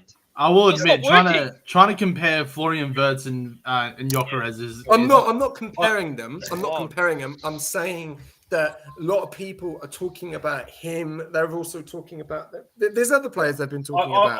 All I'm going to stand by is everyone that seems to have an opinion on Wirtz doesn't back it up by sitting there and watching Liverpool play. Because anyone that actually sits there and watches week in, week out Liverpool play 90 minutes and doesn't just look at a fucking stat sheet over the course of a season can see that Wirtz is the best player on that team outside of maybe like your Gravenbergs and stuff like that. Like, he is always doing the right thing, always getting in the right positions. Sure, he underhits or overhits a pass here or there, and that's still an adjustment period on him. But he is always that guy that is doing the stuff that doesn't get you on a stat sheet. He's the pass before the assist. He's the pass to the bloke that misses the shot. Like, he's playing the hardest position on the field. He has the ball, and he's seeing the vision of where the ball needs to go. It's the other players. They're not fucking running. They're not making the run. He's seeing where the pass is. He's seeing where it is. He's moving the ball quick. The quick tick, looking to get it back. The rest of the players are just fucking 5 seconds too slow. He's come from a chubby. That's what people got to realise. He's come out of a side that plays 3 at the back with the ball and has 2 wing backs that are getting up and down all day, 2 wing backs who are getting passes from Wirtz and probably without looking, I know for a fact Grimaldo and Frimpong last year were 2 of the biggest assist getters in that Leverkusen side, not to mention they were scoring goals as well. And Wirtz played an absolutely vital, and Wirtz got more goals in that side because those wing backs are getting forward and cutting the ball back to him. But Liverpool play a completely different style, and the way you've only got to look when Jurgen Klopp was there. How often really was Jordan Henderson and your central attacking midfielders actually getting goals or assists? They weren't. And Slot, while having a bit of a different process to things, still has that same underlying area where all your stat scoring, all your stuff that shows up on the stat sheet is coming from your wingers and your strikers. Like, people have got to understand that when it comes to it. Yeah. He would have scored last night, apart from that crazy, amazing tackle from Justin. Like, what a tackle to save that goal. That was in the back of the net from Wirtz. And then, like, when Isak scored that goal when he got injured, what a ball from Wirtz. Well weighted, just in behind, tucked in behind. He's on it. It's Wirtz. He's pulling the strings there. It's the other players. They need to get on board with what's going on in that attack because they're not functioning. The rest of them. Okay, well let's talk about the Leeds and Liverpool. Like, obviously a draw, a very boring draw. Which when you watch the game, you thought that Liverpool would have 3 or 4 goals in that game. You're obviously saying that there's no clinical there. Is that a problem? Is that a serious problem now? Because obviously no Isak. I don't know the length of that injury. Hugo seemed to do too much. He just seemed to overplay it. Another dribble, like another play he tried to beat. He didn't seem to just keep it simple and try and put the ball in the net. Do you agree? Not enough help in the attack. I think. Well, I don't think. I think he's done that's why too much. Ekitike, he thinks that's what I think. That's why he's doing too much. Yeah. There's no help. It's him and in the attacking. We got too many midfielders, man. It's him and Verts trying to create something up top with no other help. Frimpong, the guy's a wing back, man. He's not a winger. We're playing him in the Salah role. Yeah, he's quick and stuff, but it's not the same. It's not the same end product. No, that's it. And he's a supporting wide player. This is the concern. Like, I like Frimpong, but he's shone in a system where he's going up and down all day. Liverpool aren't playing that system because they're not playing three centre backs with a wing back that goes up and down all day. And I'll be honest, I'm concerned about if he'll be able to find a way to fit into this system. Like it's not like, he's come from a system where they play four at the back and the midfield might be slightly different or something like that. No, he's come from a team that play three centre backs and then you've got five when you don't have the ball. So he's got that extra cover when he gets forward to get back. He can't do at Liverpool what he was doing back there unless one of your central defensive midfielders is going to move to right back when we lose that ball. He can't. It's a completely different layout of the team and system, and I'm just not sure Frimpong is adjusting to that. Like that's his issue at the moment. But my bigger concern at the moment is Liverpool have shown two ways of playing this year, and both of them have massive, massive concerns. We started the year being one of the highest-scoring teams in the league, and we could not keep a clean sheet to save ourselves. And now we've gone, fantastic, we can keep clean sheets for fun, but now we can't score. And I'm concerned Arne Slot doesn't know how to play football where you can score goals and keep clean sheets, because it seems to be we're either banging in goals for fun, but we're conceding more, or having draws and stuff like that, or losses because we're conceding so many, or we're not conceding goals, which is what you need to do when you want to win games, but then we're not being able to score ourselves. I'm thinking at the moment he ain't got a fucking clue. Like he seems to be able to play really good attacking or really good defense, but he can't do both at the same time. I'm listening to fans, and they're saying he ain't got a fucking clue. He don't know what formation to do. He doesn't know where to play Verts, where to play Dominic, where to play Hugo. And now you're going into January, and the people are saying, "Oh yeah, we need a defender." You ain't going to get fucking a defender now. Yep. Who's going to release a defender now? Yep, I completely agree. I'd love, the positive, super optimistic side of me goes, yep, by the end of January, we're going to have Mark Gray. But it's not going to happen. Crystal Palace isn't going to let their captain go in the middle of the freaking season. And this is what shits me. You look at the attacking talent there. You look at the depth that we did have. Like, yes, once we got Hugo in, Isak should have been off the board. Like, don't get me wrong. I think he's a very talented player, and he could turn out to be a great signing years down the track. But right now, the current situation we're in, that was dumb as all hell. Should have paid the extra money for Mark. Can I be honest? I completely disagree. I'm on the other side of the fence. I think if you have an opportunity to handicap the opposition, granted it hasn't worked out at the moment, but if you have the opportunity to almost get rid of their most prolific striker at the time, Newcastle fans are in riot. Anthony can attest to this. I get what you're saying, but you've got to worry about your own side before you worry about I agree. It's to the detriment of ourselves. We needed the centre back.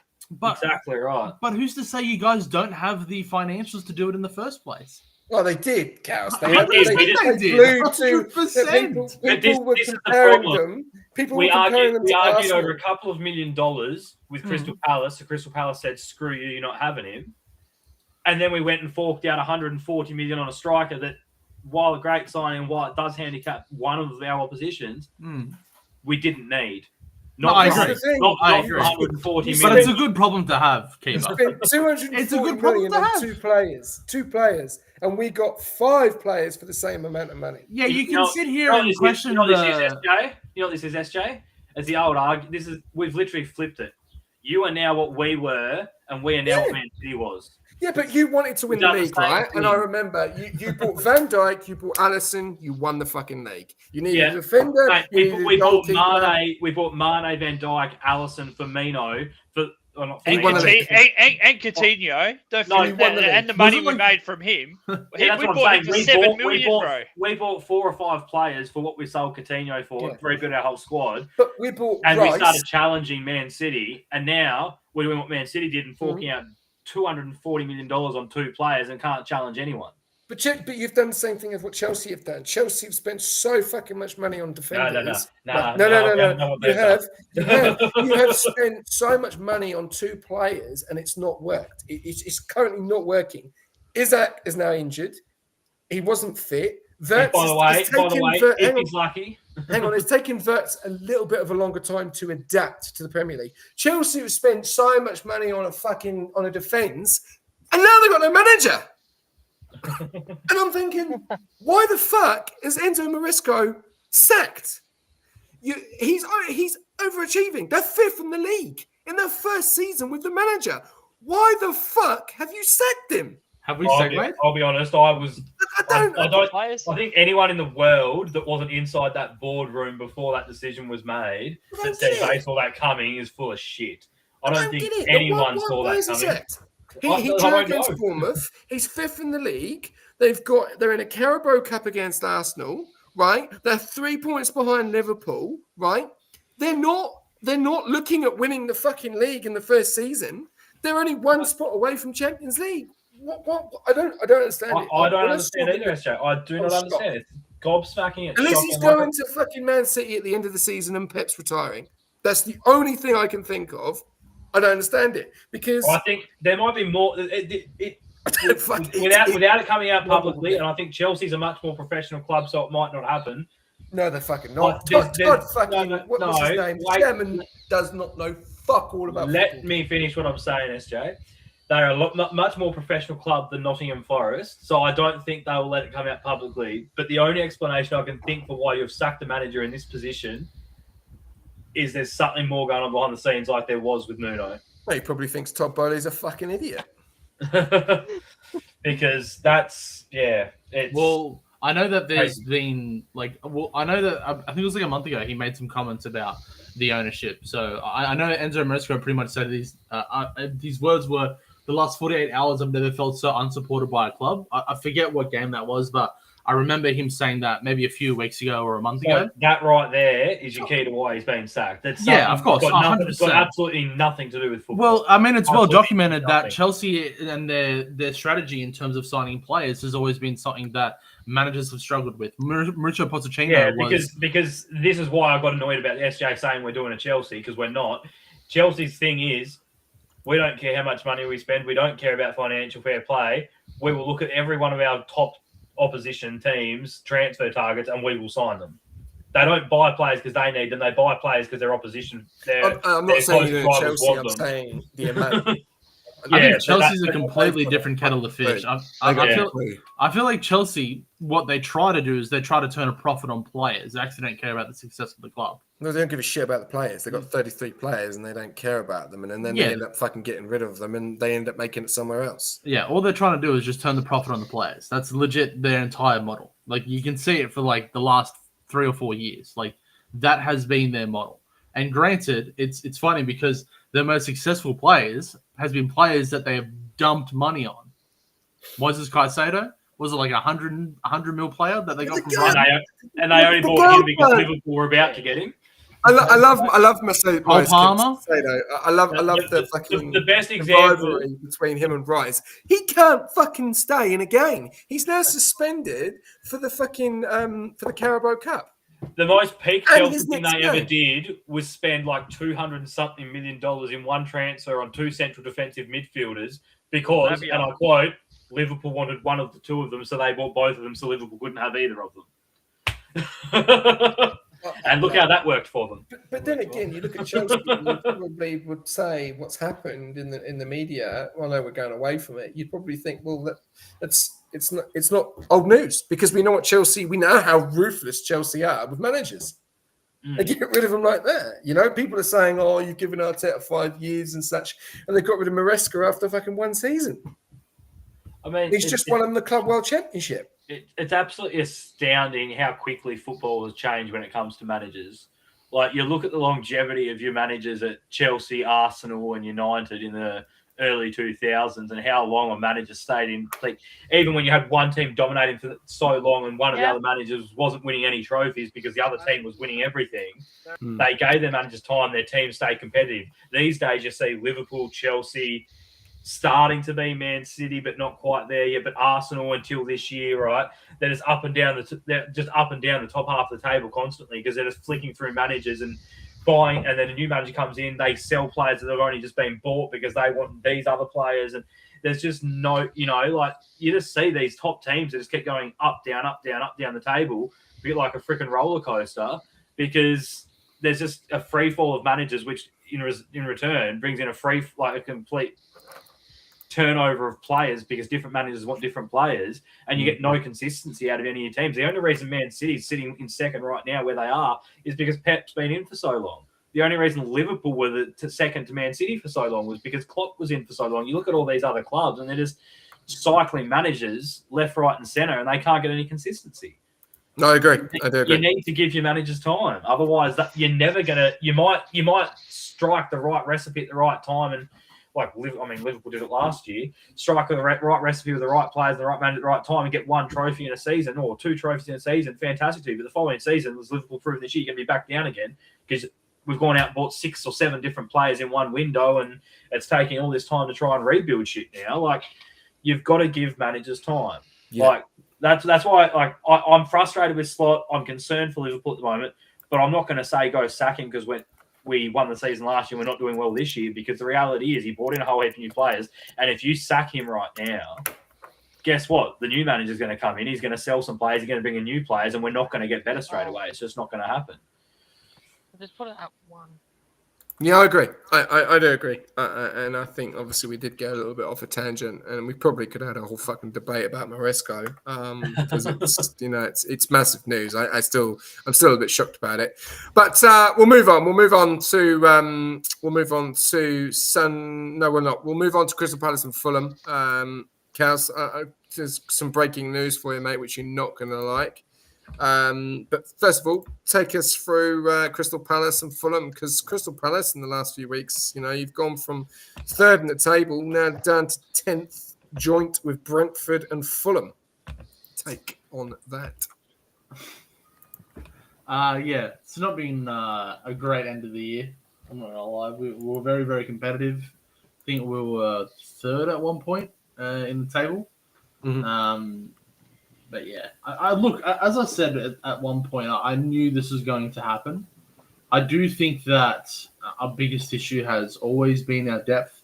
Our biggest issue has always been being able to keep players at a consistent level of sharpness where they can be fit and competitive and be able to fight in games. I think it was very evident to see Nathaniel Klein playing at right wing back. He's not a right wing back. Granted, he laid up a great assist for JP, and I think that in due course, hopefully this transfer window, maybe we get another player alongside Brennan Johnson to help us out.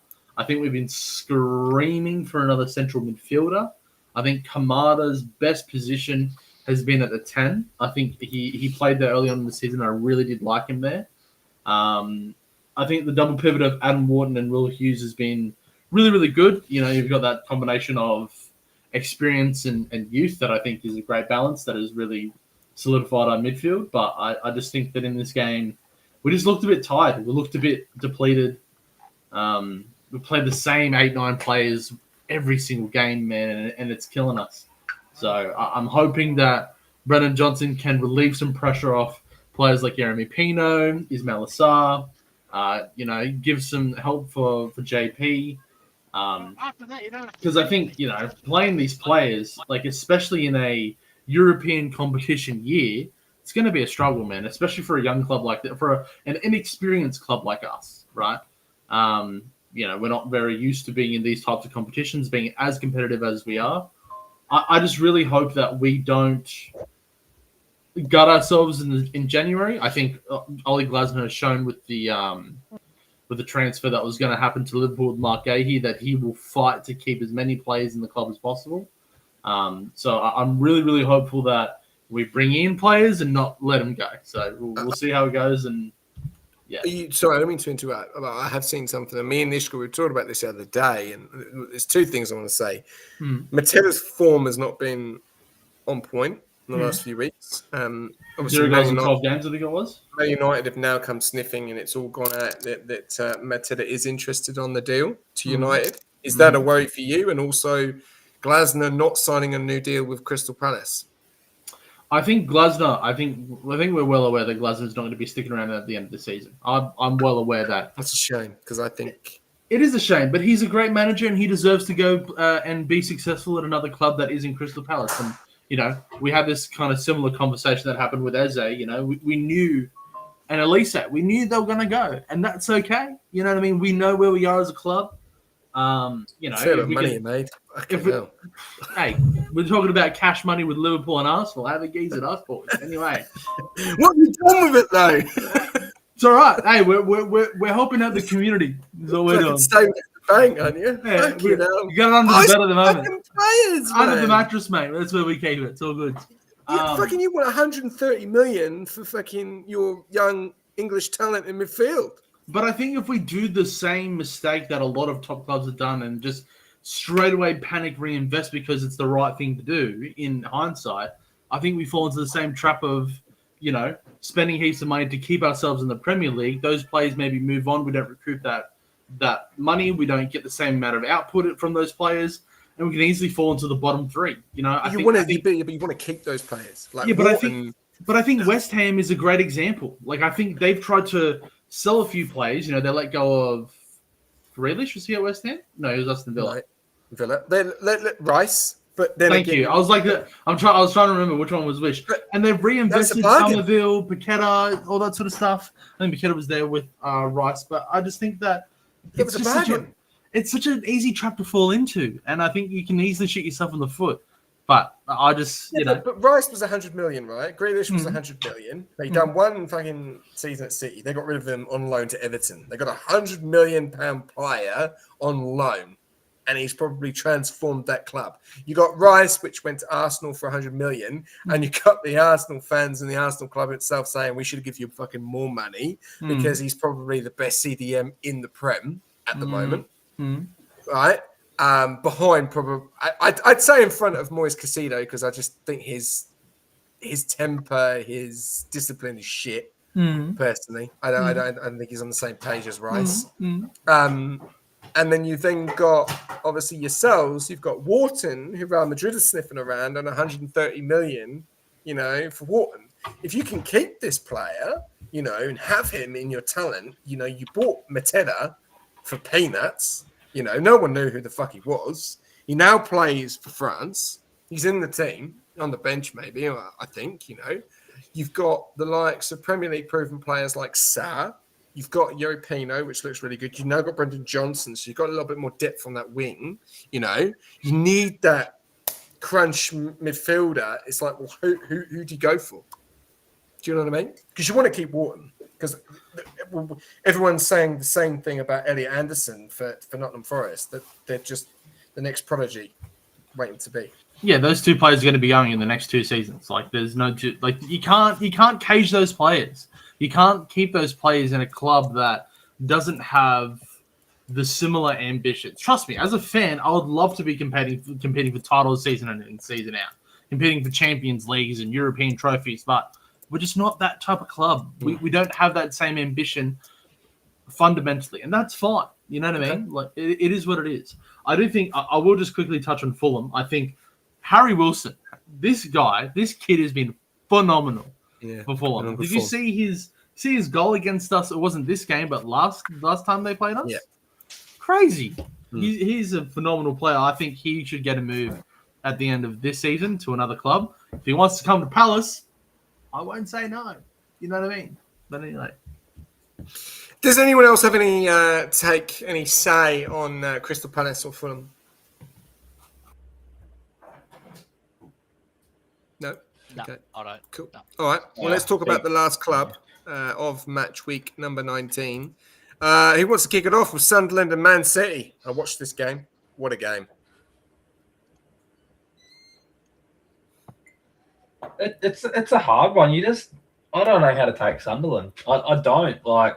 You just keep waiting for them to trip up, and they start looking like they're dropping off, and then they just whip out a game where they concede no goals to one of the best attacking mastermind managers of the last 2 decades, and it's just crazy. I hope for Sunderland's sake that they can keep it up and not be like a 1-season thing and they're back down the bottom next year. Like whatever they're doing, it's working for them, and it's. Yeah, I'm very surprised for a newly promoted team to have stood up the way they have this season, and then they were just starting to look like they were dropping off, and sometimes you that newly promoted team you get them up the top early and they just drop right off and they end up in a relegation battle by the end of the season. But I just don't think it's going to happen. Like every time they look like they're going to start dropping off, they find a way. They might not have scored, but who cares? A 0-0 result against Man City is insane for a club like Sunderland who's just come up to the Premier League like that. Regardless of whose home ground that game's at, that is a great result for them.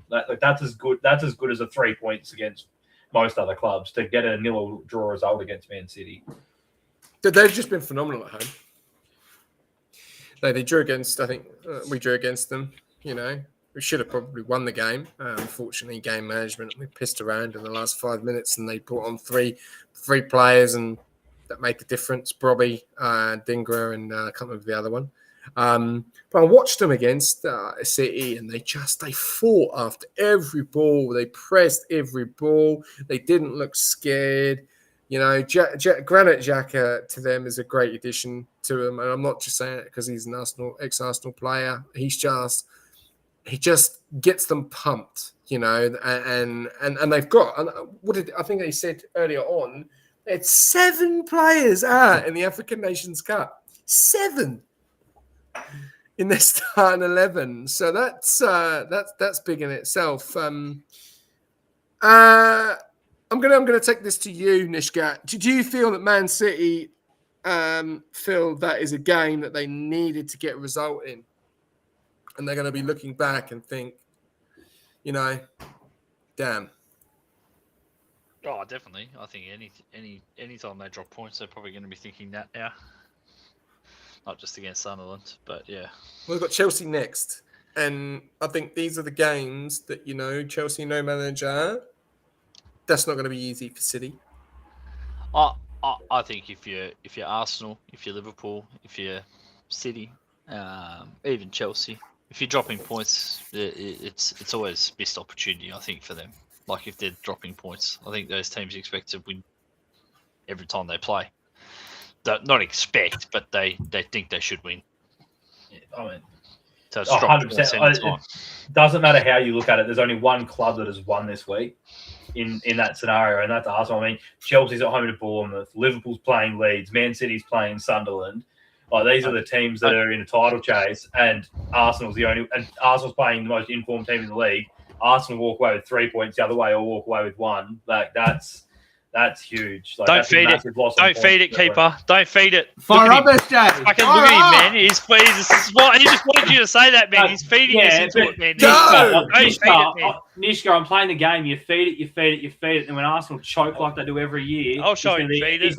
I'll show him feed it and something to choke. Honestly, I watched the Forest game and I was really frustrated. I felt sorry for Forest. I watched the Sunderland game and I was fucking over the moon. It was. And I honestly, the way that game was going, I thought Sunderland could have nicked that. Yes, Nishka. Yeah, that's all right, mate. No worries. I'm gonna push it over to. This Nish, is did you really check the tension on it? today. Did you check the tension? Yeah. I'm gonna push this to to. drag. Oh, you got to set it for SJ. Yes. I'm gonna push this to someone. Loose at the moment, SJ. He's still pulling. That's a bit loose now. We'll save it later, Nish. It's a bit loose now. Hey, I'm trying to push it to someone else. Anthony, I know obviously this is a hard one to push to you, but how impressed, obviously from a Newcastle fan, I know this is going to be a hard thing to say, but how impressed have you been the way Sunderland have taken their first season back in the Premier League and also joining against Sunderland, obviously City, and 7th in the league? This bloke just keeps hitting people while they're down, man. Yeah, I know. What is with this guy? You're asking a Newcastle fan to comment on Sunderland. Are you serious? Yeah, mate, why not? I'd stay quiet, Anthony. I'd be like, I'd stay on mute, mate. Oh my god. Who's Sunderland? I'd tell him to get fucked if I was you. I declined to answer on the grounds that may incriminate me. You do not have to comment. Mate. You don't have to comment. Mate, Yeah. mate, you know what? Like, You're this fuming. fucking club, this club fucking pisses me off, but you know what? They're doing so well. It's so hard to fucking be pissed off at them because for the first time, and I feel like I'm going to throw up as soon as I say this, they're fucking likable. There's a likable couple of players in that You side, cannot say and that, that makes me mate. fucking throw up. You can. I know, and I want to throw up. That's like saying, that's like SJ saying that. Oh yeah. That's like SJ saying Tottenham's likable. That's fucking disgraceful. That's But like no. That would be like But me no. with a smile on your face Oh. and us on the ladder. Anyway, It's like me saying I like Richarlison. we've gone through every club. Yeah, fuck off. I love White Hart Lane. No, fuck off. I'm gonna say this. I'm gonna say this about this. I'm gonna go to Richarlison for a split second. I feel like a fat Alan Shearer is a better player than Richarlison. That's saying something. Get some decent fucking tattoos, pigeon. you Brazilian prick. Freaking Everton.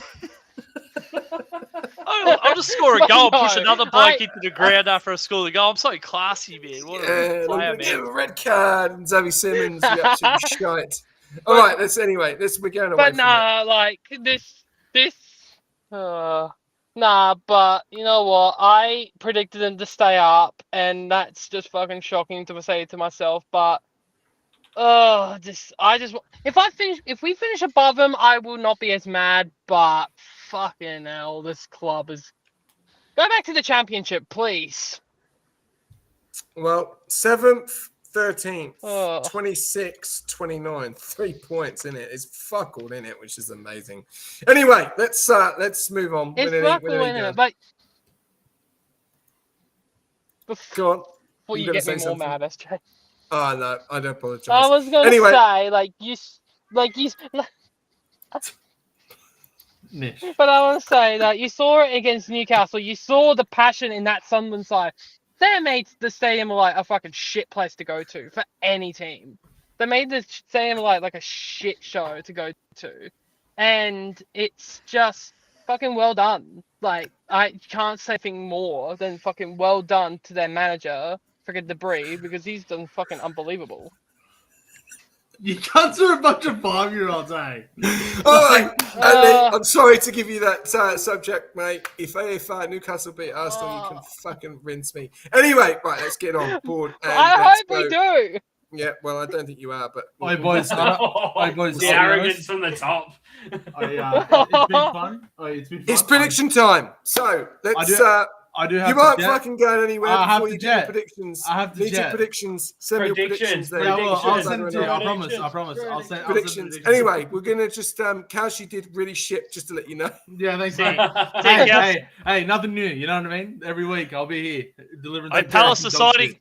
New signing Send for your Palace. predictions Richarlison. Send in your Don't get the fuck out of here. See ya. All right, cool. We're on match week number 19. Myself got 5. Nishka got 1. Absolutely abysmal. I'm still Keeper leading, got but 4.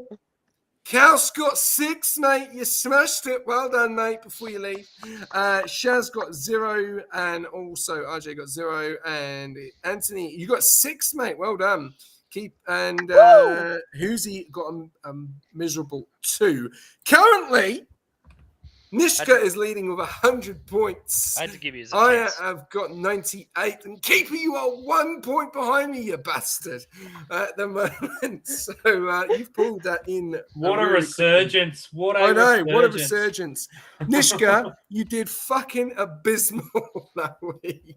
And I'm still leading. That's all. You are still leading that week. Anyway, while a we are chance. here, let's go over the predictions for this week's matches.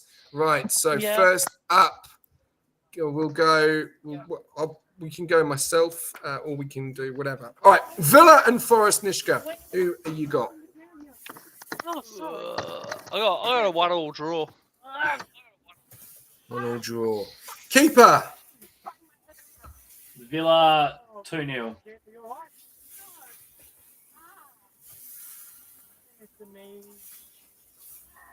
Anthony.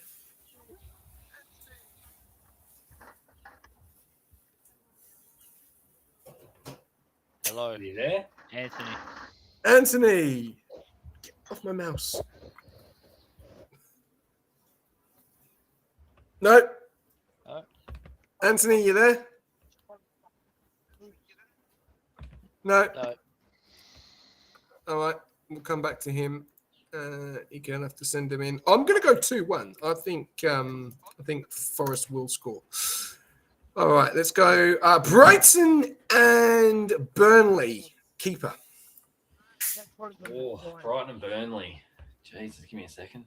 That's a tough one. I think Anthony might be back. Go to Nishka quickly. Are you No, back? no. You go first on this one. I went first the last one. Is Anthony back? I don't know. Anthony. No. Okay. Keeper. Burnley's home game. No, it's away. Oh yeah, sorry, Burnley away. Go Brighton 2-1. Yeah, good one. What about you, Nishka? Brighton 3-1. Yeah. And I'm going to go 2-0. Anthony, are you there? No. Cool. We will go. I think a cat said something. Yeah, it did. Wolves and West Ham at Nishka. No, it's you first this time. I'm gonna go 2-2. Yeah, I'm last this time. Can West Ham score fucking 2 goals? Yeah. We'll go keeper. Oh, I'm back. you reckon it's going to be 2-2 when Wolves can't score a goal to save themselves? Yeah, they can. They've scored 1. West Ham's got no strikers. Oh, this is tough. You know what? Wolves 1-0. Ooh, 1-0. Nishka. Oh. 1-1 draw. Yeah, I was thinking that, but I was like, nah, screw it. Let's back Wolves for their first Andy. win of the season. Anthony, are you back? Because you keep saying Yes, Nick. Yes, I am You're back. back. Yes, Jake. Sorry. awesome. Right, you need 3 of your predictions. Villa and Forest. Villa will win 3-1. Yep. Brighton and Burnley. 2-1 Brighton. Wolves and West Ham. Wolves win 2-0. Oh, we're both. And I'm going to go back to you. Bournemouth and Arsenal. 1-1. Fuck off. Sorry, SJ. 1-1. You're right. Keeper. Bournemouth and Arsenal. I'm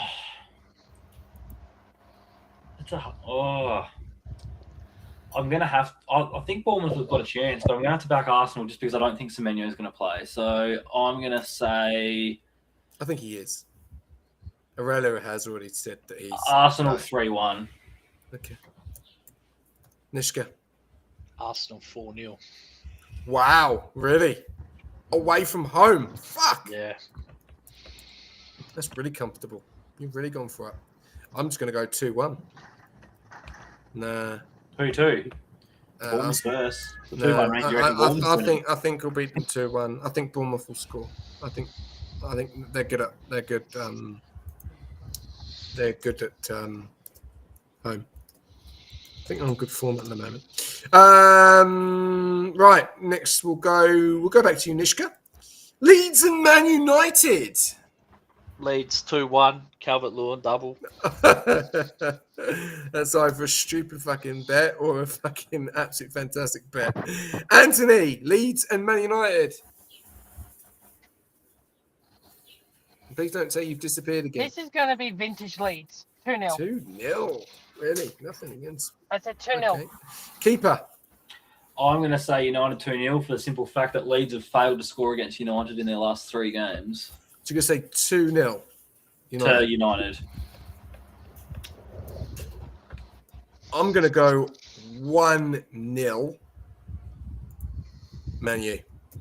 Right, it's gonna be me and SJ are the only ones that think United can do it. Yeah, I think it's going to be a scrappy 1-0 win. Fulham and Liverpool. This is a tough game. I'm going to go 2-2. Fulham and Liverpool. Nishka. Who's the other one? Who's the one you had before that? 2-0 Liverpool. You do not think Fulham are going to score a goal at Craven Cottage? Interesting. We Keeper. started keeping clean sheets. We just need to score. I think this is going to be high scoring because they always are with these two teams. I'm going to go for a Man City 5-4. Liverpool 3-2. Oh, I like that. Anthony, Fulham and Liverpool. Fulham win 3-2. Oh, he's gone the other way. 3-2. That's what I'm going to say. Get on the other Liverpool way, cannot. ladies and I feel like Liverpool will just be shambolic. Well, fun fact for you, mate. Last time Fulham played Liverpool at Craven Cottage, Fulham won 3-2. Okay, all right. We do have Cass's predictions as well, which I'm going to ask someone to read them out. All right, we're going to go with Tottenham and Sunderland. Nishka. I'm going to go Spurs 2-0. I think you're mad. Can't fucking win at home, bro. I'm going to go 3-1 Sunderland. Tottenham are shit. Keeper. Tottenham 1-0. Really? Wow, you think Tottenham are going to win at home? Hang on. Ooh. Anthony has joined the stream again. I've got Cowsers when you want them read out too. Cool. Anthony, Tottenham and Sunderland. This pains me to say it. 2-0 Sunderland. I'm sorry, but Tottenham are just spineless. Okay. And all right. bold prediction: Thomas Frank will be sacked by the end of that game. We said that about Rumour Hammering at Christmas time. We're now in the new year. Everton and Brentford. I'm going to go. I'm going to go 1-1. I'm going to go for something a bit different. Everton and Brentford. Anthony. This is going to be just a classic 1-1 draw. I feel like that these two clubs are not. That's just smells 1-1 all over it. Okay. Everton and Brentford. Keeper.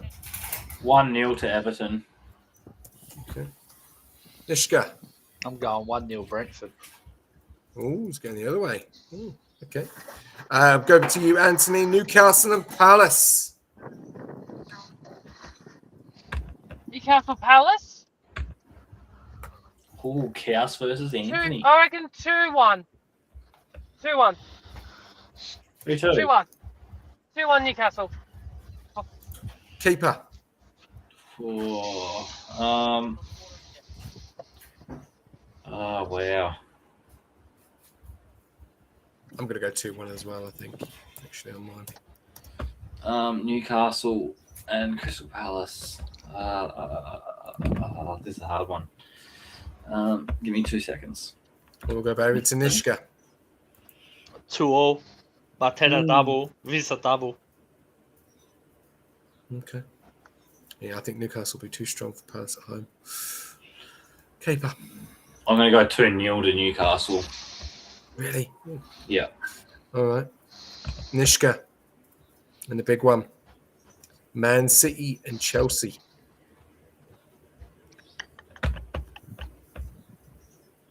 One. Let's go for the safe bet. Anthony. Man City and Chelsea. New manager bounce. Chelsea win 2-1. Keeper.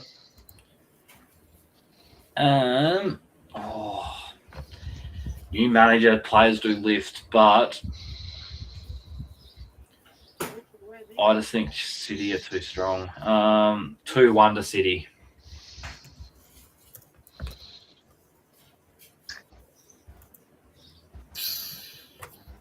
Fuck. Nishka, I'm going to go with you. I'm going 1-1. I knew you were going to do that as soon as you told me it was a safe bet. What I did. I think 1-1. Yeah. All right. Can I have Cowsers, please? Villa and Forest.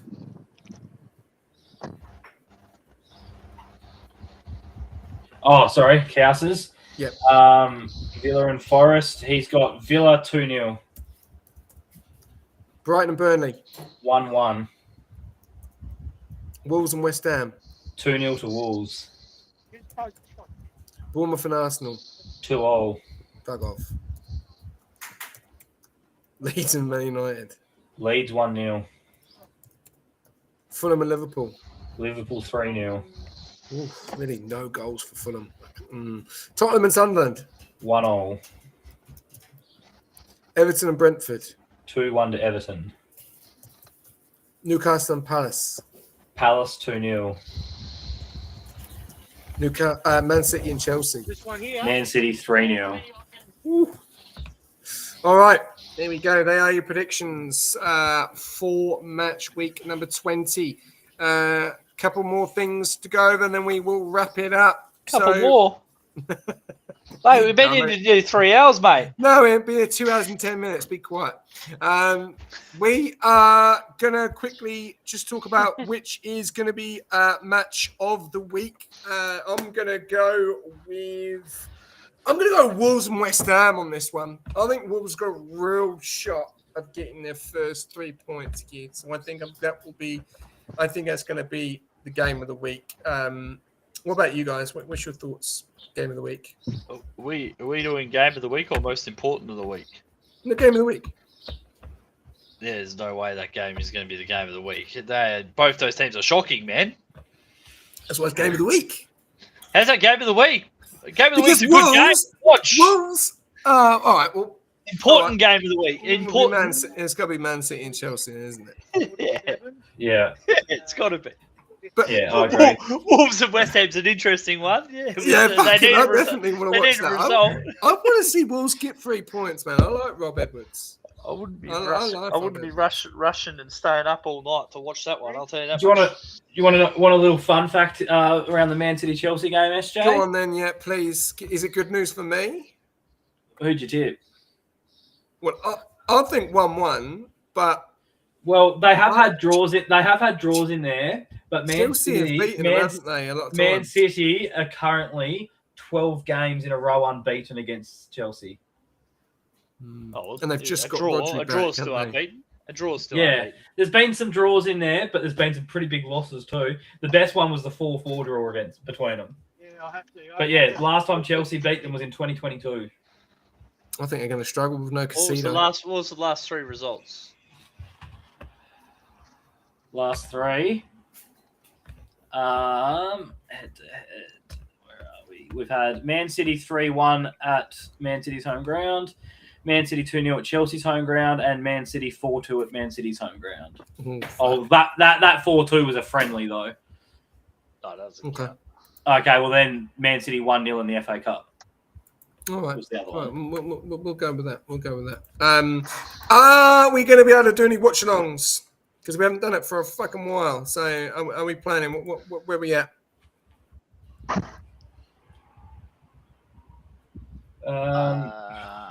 Doesn't look like it, does it? It's Monday, you're all back to work. I could watch the Leeds Man United game. That's early enough for me. Or Forest and Villa. I could do 8:30. That's an early one. The Liverpool games are no-go, right? It's too late. Yeah. So what do we go? We can just do one. Do you want to do Leeds United? You can. That's Monday, the 5th of Jan. You're back at work, aren't you? No, it'll be 8:30 p.m. It'll be 8:30 p.m. on the Sunday for him. I'm not going to say that one. The Saturday night games. I'm not going to say that one because I know what will happen is I'll be watching that and then I'll have to stay up and watch the Liverpool game as well. Because it's straight after, so he's going to say none. None. I probably can't this week, but you fucking haven't been able to for fucking what? Yeah. He hasn't been able to for the last 3 months. No weekends, mate. All right, one more thing before we go over to the table. Are we going to see any big deals going on in the January transfer market? Yeah, obviously Mark, it's open. Liverpool. Yep. Yeah, you pretty confident? No, I don't know. I want that. I want that to happen. That's what I want to happen. I'll be surprised if you see a bigger transfer in the Premier League than the Semenyo one. It's the obvious one, and I'll be surprised if there's anything much bigger than it. Okay. Anthony, what do you think? Are we going to see any big deals going on in the transfer market? Do not know, because especially since it is January, it's a lot shorter than the summer period. So I don't expect any big deals. I expect speculation of one big deal, but I don't think it'll be anything massive. Okay. All good. Oh, what's this? Not Isaac money, though, by the way. Liverpool made a bid for Saliba. Fuck him. Yeah, 10 years later. All right. Well, fair enough. No, I think it'll be interesting. I think January market will be quite quiet. I don't think many clubs will want to make a change. But anyway, let's talk about the standings that we've got. Arsenal taking out the lead, 45 points. 4 points is the deficit between Man City after their massive win against Aston Villa, a 4-1 win, which has made a massive statement. City had a massive opportunity to try and pull that back. They have dropped points against Sunderland away, so they are in P2 with 41. Aston Villa losing, obviously, to Arsenal means they do not move anywhere. They stay where they are with 39. Liverpool maintaining 1 extra point on Villa and 33 on to P4. Chelsea, obviously, 3 points behind Liverpool with that draw to Bournemouth, but they are on the same points as Man United after their win, last-minute win there against Wolves, pushes them up to P6 with 30 points. 1 point behind them is Sunderland in 7th, Everton on 28th in 8th, then Brentford and Crystal Palace on 9th and 10th and 11th there. Fulham all on 27 points there. Brentford, Crystal Palace and Fulham. Spurs down there in P12, 26 points, the same amount of points as Newcastle, only above them on goal difference. Brighton on 25 points in P14. Bournemouth dropping all the way down to P15. You would not have thought that from where they were at the beginning of the season, on 23 points. 2 points in front of them is Leeds United, who have got out of the relegation zone, and they are now 19, 20, 21. They are 3 points adrift of Nottingham Forest in P16. So great job from Leeds United. Nottingham Forest down there in P18. 4 points deficit between them and West Ham from the relegation. So they are clear currently. West Ham down there in 14 points in P18. 2 points in front of Burnley down there in P19. With 12 points in the relegation zone at the moment, and Wolves down there with 3 points at the moment in P20. Still have lost 16 games and played 19 games, have not won a game this season. Will they win at home to West Ham? We'll have to wait and see. Alan Helen still leading the way with 19 goals. Thiago with 11. Still hasn't scored a goal in the last 5 or 6 games. Antoine Semio up to 9 now. Danny Welbeck on 8 with joint with Dominic Calvert-Lewin and Mateta. Bruno Fernandes on 7 assists, same as Cherky. And they are your stats at the moment for the Premier League. Games are coming thick and fast. There is 8 games in January, gentlemen. 8. That is a lot of games in 1 month. I'll be honest with you. They are coming thick and fast. And in those timeframes, there's still cup games, FA Cup and Champions League round the corner. Which team at the top will drop points? That's going to be the biggest question. Obviously, going into 2026, Arsenal lead the way. City on the chase. Liverpool maintaining, trying to get back up to the front. Man United and Chelsea having a nice little battle there. And Sunderland are the surprise team that everyone is looking at. Thank you very much to Keeper, Nishka, and Anthony for Off the Post.